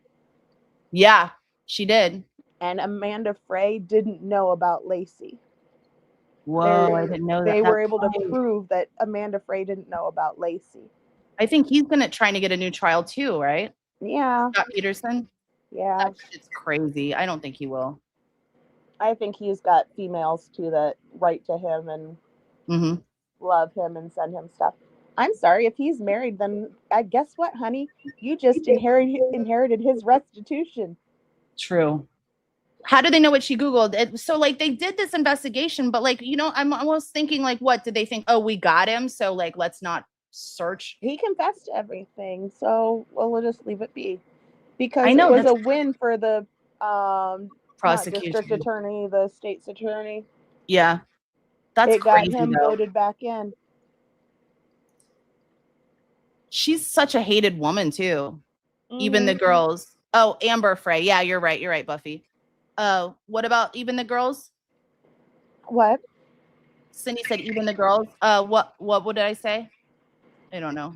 Wait, and so like it was 8 inches wide for those the openings to those hatches. Yeah, and I remember you telling me that he had to like crush them and like do that. He had to manipulate their bodies. They had skin torn back. And they had to drain the whole things, right? That's terrible. They had to drain the whole things.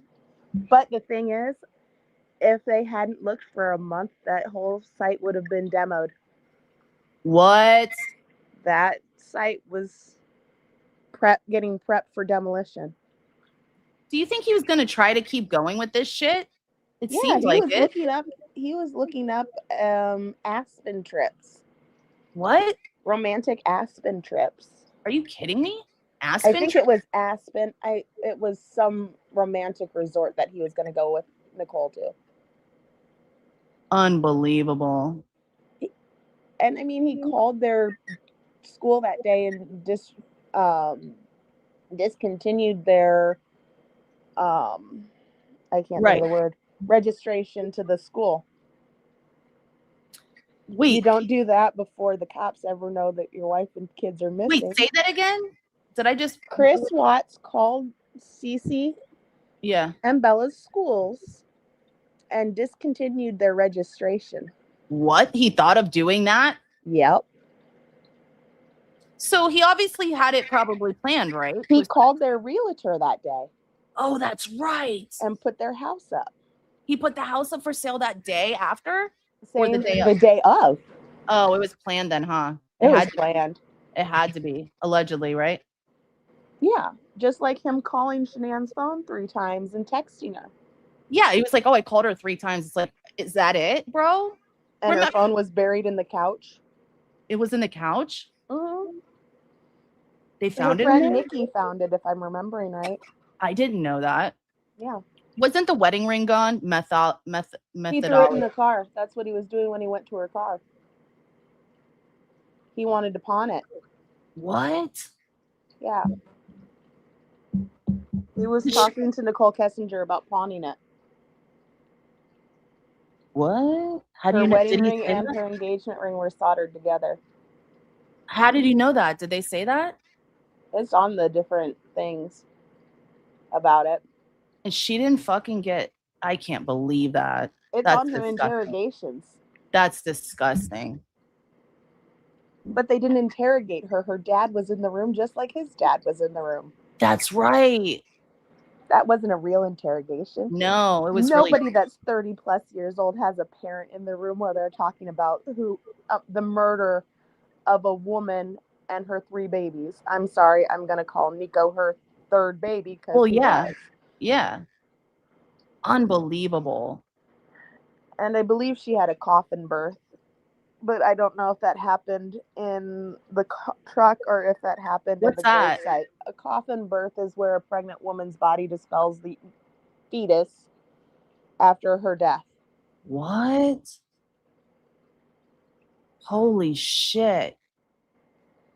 I'm sorry, I'm calling it. I think of Nico as a baby because he is. He was real to me because Shanann talked about him. Well, all he the was a time. baby. I mean, Yeah. he's 15 weeks. I mean, 6 weeks is a heartbeat. That's a baby. Yeah. That's a baby from the beginning. Mhm. And Chris wanted him. He said he didn't, right? He said he didn't want the baby. He wanted him. It was a discussion before they even tried. That's Because crazy. they thought it took a while to get pregnant with Cece.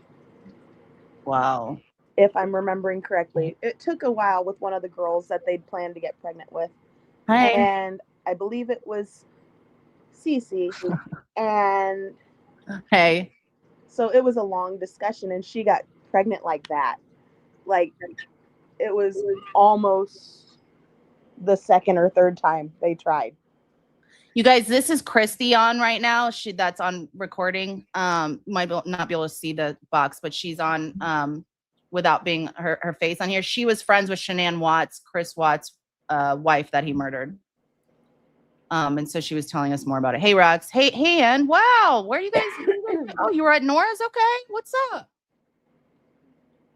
So, okay. Sorry, Christy. I just wanted to tell You're everybody. fine. I didn't know. They're probably wondering who I'm talking to because they can't see a There box. was one thing that I never see mentioned. It is. Or at least I've never seen it mentioned.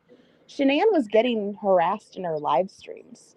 Really? And it really bothered her. Yeah, because she'd go live on Facebook all the time with Lavelle, Thrive, Yeah. the company, showing their new products, demoing how to use them. Yeah. And there was someone, like if She was in an talked about MLM, the guys. baby. Yeah, she was in an MLM. But she was very successful, right? Yeah, her car, their debt wasn't from her vehicle. She Right. got her vehicle because of her sales. That's right. And the house she had paid off before she met him, right? She designed that house. Oh, that's right. Well, it was a nice house too. Like, and didn't she He almost was had a it paid off? mechanic before they got together. He went up in the world. He didn't go down in the world getting with her. Unbelievable. Well, so what we were listening before you came in to the live was the woman said that Chris was saying, oh, they're separated. You know, of Nope. course they always say that. I know they weren't. She had met with a divorce attorney. She did? Mm-hmm. Okay. She told me that. Was Because she wanted to see her rights. Yeah. She wanted to know her rights and what to expect because he was acting so out of sorts. She felt like she was in the marriage alone. Wow. It's insane to me. But neither of them come from a broken home. Wow. But she'd seen friends struggle after divorces with children. Yeah. She said she was lucky in her first divorce that there were never children. Yeah. But with her lupus, she was told she couldn't have kids. Oh, that's right. She had lupus. Shanann had lupus. She believed her babies were a miracle because she was told for a long time she'd never have children. What do you think? What do you think about like these women, like this crazy? I'm sorry for saying crazy, but this woman that's trying to marry him and like, you know, this hybristophilia thing. Like, I don't care what it's called, but like this sexual attraction or regular attraction to like dangerous men, you know, murderers. Like, you know, we were talking about Wade Wilson and everybody writing on all these letters. Like, you knew about all the letters being written to Chris Watts from various women, right? You were telling me about that. I remember. Yeah. What do you think about all that? It's that sick bad boy infatuation. Bad boy infatuation. Yeah. I can fix him. I can save him. Yeah. I think it goes back to that. I do too. Yeah. We were He'd looking never do that to me. I'm so different. Really? They always think that they're Statistically, it says he would. correct. Well, I mean, don't women do that a lot? Come to think of it, like just not Young with women, letters. I think younger women, immature women. Yeah. No, I yeah, think not it's- the majority of women, but it's like, oh, I can fix him if he's abusive. I can fix him if he's a cheater. I can fix him. I'm special. And it's like, I no, can you're fix not. him. But mostly they're being fed a different narrative. Correct. That's true. They're not being fed the truth. So, yeah. The truth is out there with Chris, at least as close to we're going to get with Chris. Yeah. He's a coward and he'll never tell the full truth. Even if it was gun to your head, tell me exactly what happened, he's going to stick with the same story that he can't keep straight anyway. You said he was weird, like when you would talk to her, you would FaceTime Shanann, and like he would say hi, right? But did he ever come on say camera? hi, but you could tell he was uncomfortable being on camera, even if it's just a FaceTime. He was a fidgety little weasel. Really? Yeah. Wow. Oh, Christy's on here. You know my mod, Christy Nicole. She was friends with Shanann Watts. The safety, yes, exactly. The safety, he will always be behind bars too. It's almost like a fantasy, right? Because they don't have to. It's like playing house, right? Like they don't have to do. I can normal say things. from having an ex in prison, yes, prison does not stop cheating. No. Emotional cheating. No. Not by a long shot. So if she thinks she's the only one, good for you, sweetie. Yes, it's a perpetual honeymoon period. Yes. Yeah, Lady Jane out. Yeah, so this woman is named Lizzie. She's going by Lizzie Watts now. Yes, Lizzie Watts. As of last September, she changed her name to no. My friend Christy Nicole. She was friends with Shanann for a couple of years and talked about him all the time. So what else did she say about him? He didn't stand up to his mom. Yeah. For her or the girls, because she really freaked out when she was in North Carolina and Cindy gave Cece that ice cream. Yeah. So she had a bad allergic reaction, right? No, because she never got it. Oh, okay. But didn't she say she didn't want Chris's mom to see the children anymore because of that? Or was she yeah. Okay. I'm protecting my children. They are not going near your parents because they do not respect me enough or the kids enough to keep them safe. Wow. That's her right too. I mean, it was careless that she was like, it's almost like she would like talk down to her like she's crazy or something, right? Like the mom. I don't think I think Cindy believed that they were exaggerations. Like she's a hypochondriac or something. She was going to prove that they're not really allergic. And that's so typical of like an overbearing mother of a son too, to like, she didn't want to go to the wedding, right? You said that's disgusting. He didn't. What about the father? He was a lot like Chris. He just went along to get along. Yeah. Whether he agreed with it or not, he went along to get along. She wore the pants in that relationship. Or wears. The mom. I'm assuming. Yeah, Cindy. Did they ever say anything after? I don't remember. Like, oh, they've tried to say Shanann deserved it because she treated him so badly. Are you kidding me? No. In interviews? Yeah. What? Yeah, there's recordings of it out there. I'm going to have to listen. That's insane. She was overbearing and Chris didn't have a say in anything. Whether it's hanging a picture or whatever, it all had to be Shanann's way. She deserved it. Oh my God. Because she was a controlling, insufferable woman. Jesus Christ. It sounds like the fucking mom is the insufferable, controlling woman. You said it. Unbelievable. No, I can't I believe that. remember getting the phone call from Nikki, Shanann's friend that worked under her. And Oh, I Nikki? remember getting a Nikki. She called you? Okay. Not the mistress, Nicole. Nikki. Right, okay. Was Gotcha. her friend that called sound the alarm bells when Oh, she Nicole went to Atkinson? Yeah. Oh, okay. So you talked to her. What'd she say? When Shanann was in North Carolina, that's who she hooked me up with to take care of anything I might need while she was gone. Oh, okay. Yeah, she's the one who called the cops. And then Mm. didn't Chris like not come over there immediately, or he was like reluctant? It was It took weird. him like 45 minutes to get home when it should have taken him like 30. Wow. What the fuck? What did she say? I'm really worried. I was supposed to go with Shanann to her appointment today. She wasn't feeling good all weekend. I can't get a hold of anybody. I'm at the Where'd you go? Christy. Your internet went out or something. Can you hear me? Hold on, let me text her.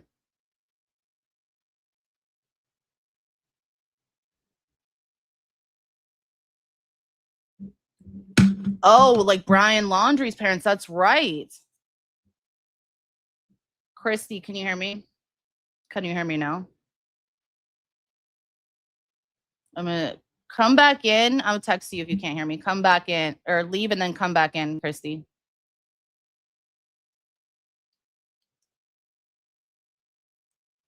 Unless you muted yourself. I want to see if you'll stay on while I talk about this woman I know that was murdered yesterday by a deputy in my county. Yeah.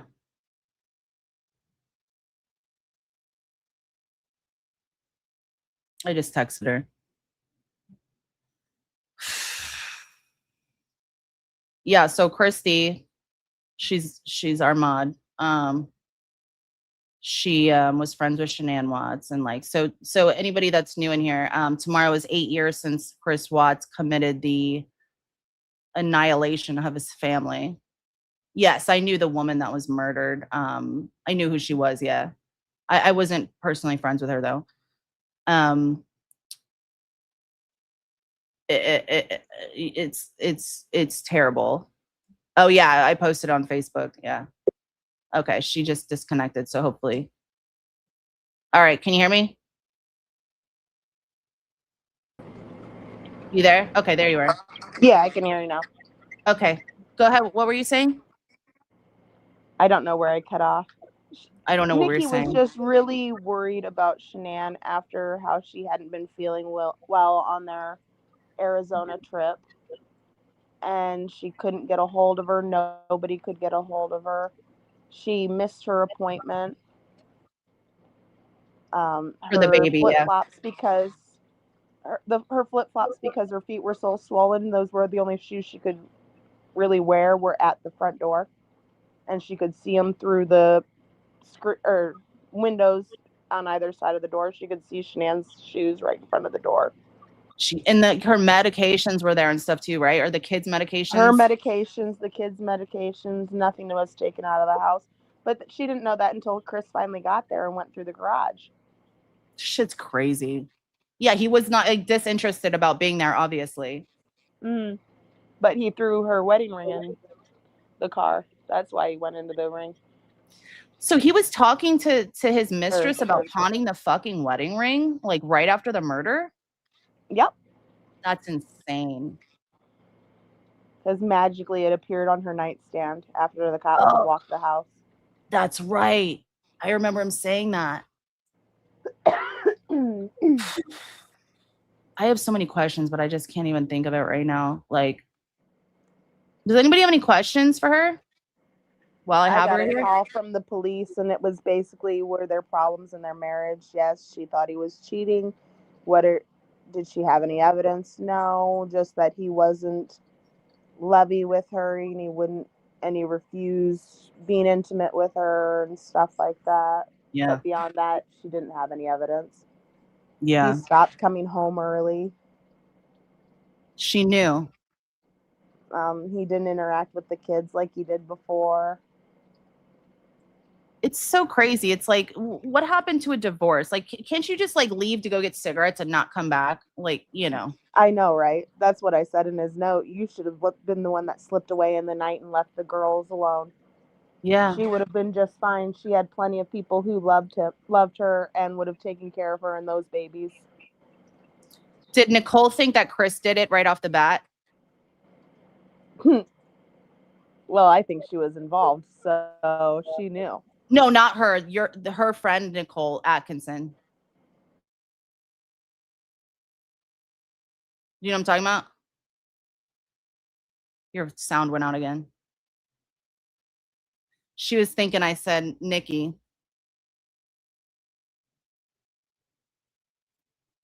Oh, interesting. Christy, where'd you go? Your Wi-Fi is messing with me. Hey, Jess. I keep going to my other phone.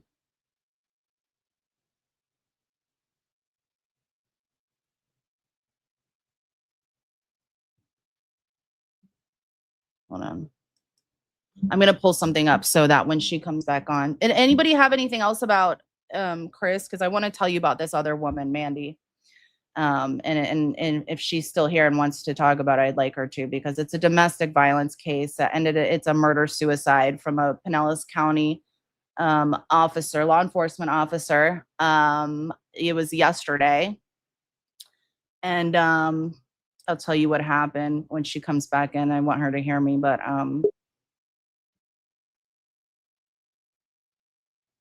hey, you there? Christy. Can't hear you still. Yeah, trigger warning. Can't hear you. All right, free to be me. No. Let me exit that and then remove you. It's terrible that it takes a crime to reveal these horrible behaviors. Yeah, absolutely. Well, and so we'll wrap this up, but can anybody think of anything else? I know Christy told me a lot of stuff about Shanann and Chris, because she talked to her about you know, the relationship and everything. So it's just tragic, but you know,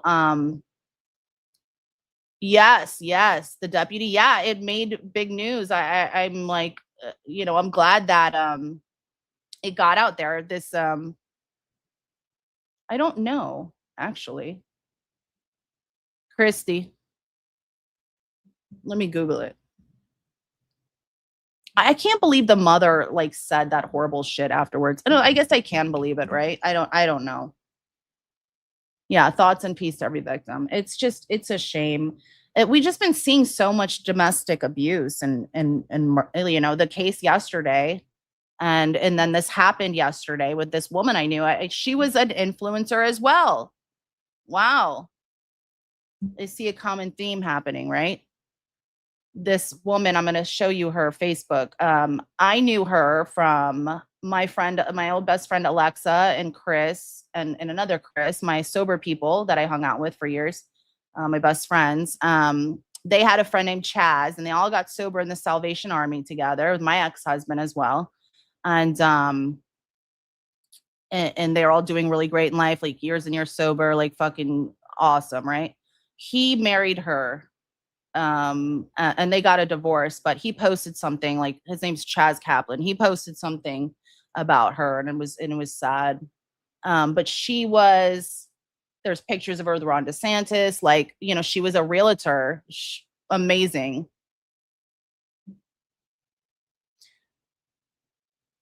Back on. Yeah, for sure. Yeah, I texted her earlier. I didn't know she was going to be on, for sure. Yeah, that's a great idea. I don't know. I don't hear anything. It says you're muted, I think. No, you're not muted. Christy, I'm going to remove you from here. Text me if you're if you want to come back on, because I gotta use the screen. Hold on, I'm gonna show you this. Okay, hold on. Now I want to show you this, but yeah, so we'll wrap that up with the Chris Watts and we'll talk more about it. But yeah, so the new we'll see if he gets approved from the warden to get married to this woman. I mean, they already changed her name. She already has the diamond on. I'll post this stuff so you guys can see it. Hey, Nancy. All right, cool. And so, okay, so I found out this morning. I had heard people talking about it, but I didn't know. They said Pinellas County, and I was like, it didn't register with me. And then I saw her name. I go, Mandy Fackler. Beautiful, beautiful woman, very successful realtor, 2 young girls. They called themselves the Three Musketeers, ages 9, a young girl age 9 and 12. Her life looked amazing from social media, right?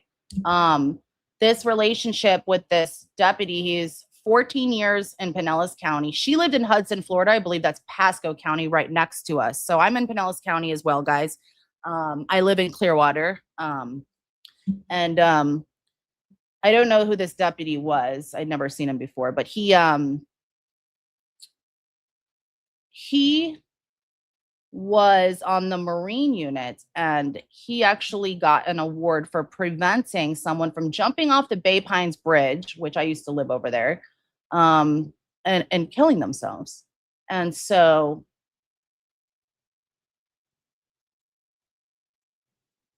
I'll go into statistics another day, but with criminal justice, officers and stuff, the field, it's very high rates of domestic abuse. And remember my best friend, my old best friend, that she was getting a divorce with another woman that was a police officer and having a really hard time. And I don't want to paint it as all police officers, because it's not at all.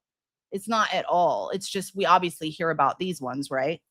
So that's why I don't want to go into it too much and look like that. But because it's just like anybody else, I believe. But I think the statistics are a little bit higher. And patterns repeat. Yeah, the statistics are a little bit higher there with the law enforcement field with domestic violence rates, men and women. Okay, let's see here. So I want to show you this. This is just tragic. And this woman and this man were dating. I pulled up the screenshots of pictures on her Facebook, which I can show you actually, of the pictures of her and this gentleman a couple months ago. And she wrote in the comment about, like, I friend zoned him, but then God, wanted us to be together or something like that. And everybody is on there talking about it. She was so well liked, you guys, this woman, Mandy. There are so many posts. There's a couple different GoFundMes. She was really close with her daughters. Suppose she had broken up with this deputy, and he showed up to her house. Her and her 2 young daughters were at the beach, and they pulled into their driveway at 5:30 p.m. He was out there, and what he said, the girls said on the call, was that he wanted his TV back and other belongings. And obviously we know that that's just, that's obviously not what was going on. But he was driving a rented car. So I'm assuming that he knew what he was going to do. He was armed, obviously, and they knew he was. And he started arguing, and then he grabbed the phone out of Mandy's hand when she tried to call the police. And then she said, girls, get in the house and call the police. So to me, it sounds like, she knew this was a dangerous situation and, probably saved their life if it was going to go there, right? I don't think that he would, who knows if he would have spared their life.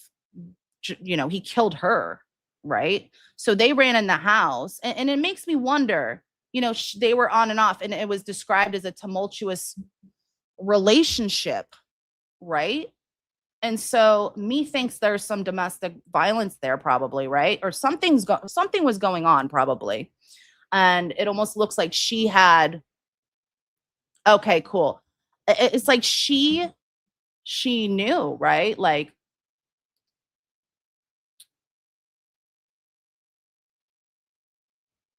okay, thank you. I was curious about that. Absolutely. Well, I believe like so much violence is normalized now, and like it's, I don't fucking know. It's like, yes, when you're trying to leave it, absolutely. Yeah. So that's exactly what it tells me. So sorry, I got distracted. So he reportedly, it was 5:30 when she had got home, right? And then guess they found he kidnapped her essentially, right? He stole her and drove somewhere not too far, and within an hour and a half the police located the rental car parked. They sent a drone first because they knew he's armed. He's an officer, and they were both dead in the car. Shot himself, and within like an hour and a half. So he was waiting for her and the kids as they got home from the beach. He rented the car. A fucking coward. She probably left him. It's disgusting. And she had helped other women with domestic violence. There's texts and stuff with getting out of relationships, and paid her own money and helped. She helped a lot of women. Like, this is like really crazy. Like, she was a really stand-up person, it seemed like. I watched her over the years just through her Facebook, Okay. I tried to sign on and it wouldn't let me here. It says, find the traffic lights. Okay, hold on.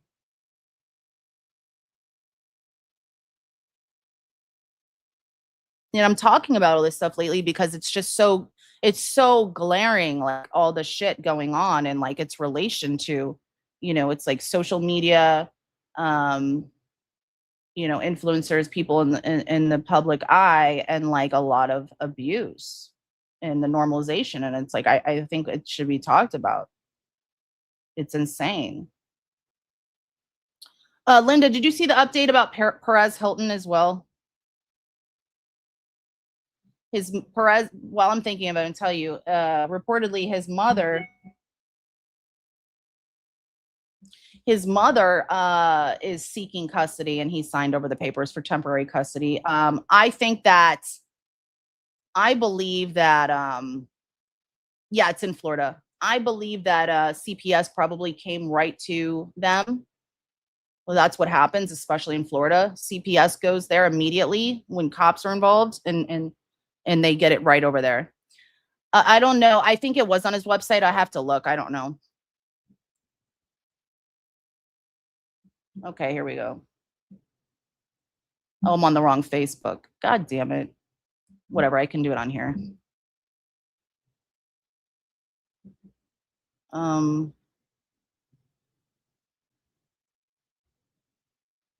Shit, Mandy. She's trending.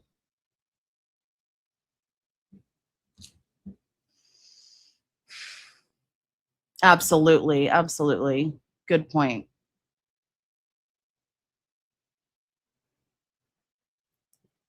There they are.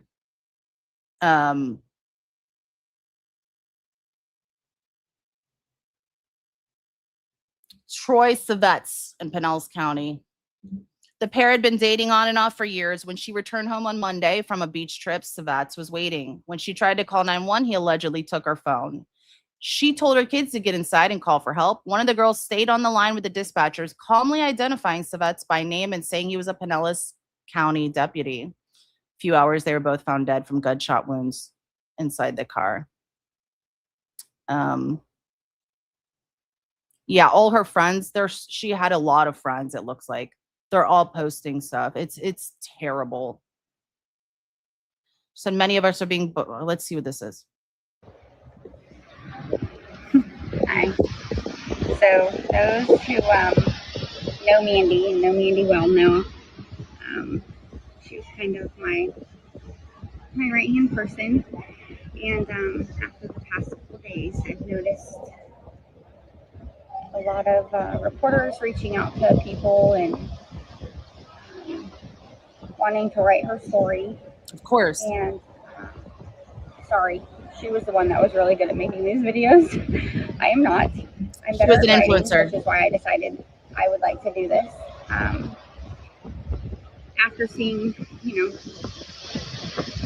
how many people are not only sharing their stories, but being Here's her name. contacted by reporters and news anchors from all over the place. I've also had a lot of people reach out to me sharing their own personal experiences with Mandy and how she touched their lives. I would really like to write something in dedication to Mandy and her life and how everybody has been touched by her, whether it was in a small way or a huge impactful way. I would love for you to share your story with me. If it's better for you to talk. She's talking too slow. I can't. I'm sorry. She's talking too slow. The past couple days, I've noticed. It's too much. We heard a little bit. Okay, here's the man. I'll show you. I don't have her. I'm not following. Okay, here's Mandy. This is her Facebook. She's friends with me on my other Facebook. Look at this. 2023. I thought she was fucking cool. She's a cool bitch. She's real cool.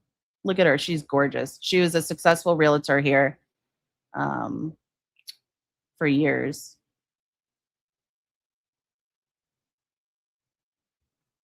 This is the last. She just posted this on the 7th. Her and her girls. That's her. She's beautiful. There's her, one of her daughters, 9 and 12. Isn't she beautiful?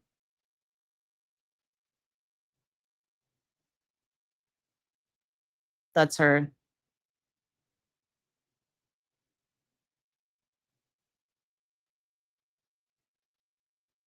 I want to show you her wedding picture. Oh my gosh. She was really close with her girls. It's terrible. I'm sure that we'll get more reports about their relationship and what's going on, but 74 friends posted on her timeline. Holy shit. I just had lunch with you last week. Yeah, she was well loved in the area.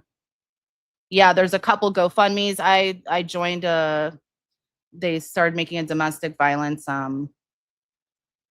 Facebook. Wow. That's insane.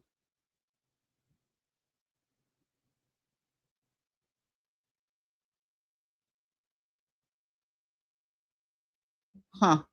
This is the guy. He was jealous of her, someone wrote. Let's see what it says. March 24th. What a fucking scumbag. Rest in peace, Mandy. Prayers for your kids and family. Tragic. He was jealous of her. March 24th. Hold on. Here's the other one. No, there was a comment on there. Is this the monster that killed her? Here he is again. Most impressive recovery op I've seen in my life. Well done. He was a Marine. Thank you for your service. So here's what in the comments it says. She tried to friend zone him.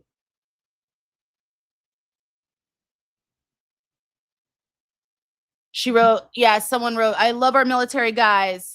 We should go on a double date. And she said, I really tried. This was 20 weeks ago. I really tried friend zoning him because I thought it was safest.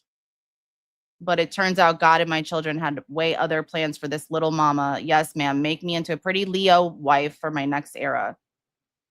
It's fucking terrible. Safest, she said. So, we'll find out. I want to find out more. It's terrible. So it's like you never know, right?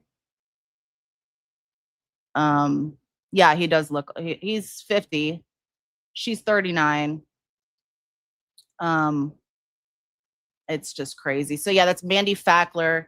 If you guys want to look her up, the sheriffs are speaking about it. They just said the exact same thing I said, so I won't bore you, but I'm gonna take off. I'm starving, and I know this is negative stuff, but at the same time, you know, it's there's I think it's important to talk about it, and you know, it's affected me and a lot of people lately. And so, yes, he was a police officer in my county, Pinellas County, for 14 years. He even helped a man from jumping off a bridge and killing himself. He was in the Marine unit, and they're pulling all his records. Supposedly now, the sheriff Gultari or whatever, I can't say his name, said in a press conference, and so like we'll see about his record. I was thinking like he might have had a record, but then again, if he's a cop, he probably doesn't. I would just pull records, but I don't think he does. So we'll see.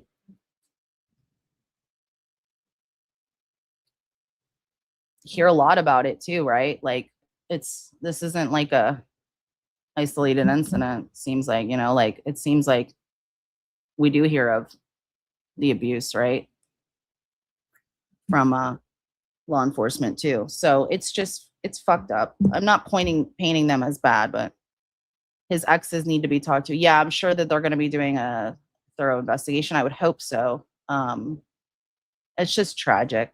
It's like, you know, she's obviously trying to get away, and he fucking comes and just kidnaps her. And it's like, you know, killed her, killed himself. It's just terrible. So it makes you wonder. Yeah, prayers for the family. 9 and 12 years old, 2 girls. So yeah, it's crazy. So, you know, maybe hopefully something good could come of this, awareness for domestic violence, you know, and you know, it's just terrible. She got away, and you know, it's like she sounds like she knew something was up. So she saved her daughters though. That's good to hear. That's great to hear. Twice in your immediate family. It's terrible. It's happening everywhere. Every child. Yeah, absolutely. So I appreciate you guys joining me. I have some more things I want to talk about. Chrissy, thank you, and I love you. In this life, they escape justice. I have faith in the next one. He'll be held accountable. Amen. Amen. And shame on Chris Watts, obviously, right? And shame on these women. It's disgusting. It's always the women that piss me off, going for these men and enabling them and fucking just, it's gross. You already know my spiel on it. So I love you guys. I appreciate it. Thank you for the donations. I really need money right now, so it means a lot, you guys. Thank you for sending stuff. Yeah, Chris will. Yeah, thank God. You know, but in the end, he will. I still think it's disgusting that he gets to go get married and live his life, and his daughters don't get to get married, and Shanann doesn't get to move on and get married, and that's the worst part of all this for me to hear. Yeah, five sentences, I believe. Yeah, and shame on his mother. Yeah, when we face the darkness, it lends us this power. Absolutely, good point. So thank you guys for joining me. I'm going to post some stuff if you want to look at it, and I'm going to watch that interview, and we can talk about it more, because this is just crazy. So I love you guys. I'll see you soon, maybe later or tomorrow. Okay. Happiness. Yeah. Bye, guys. He will face judgment. Thank you. Bye.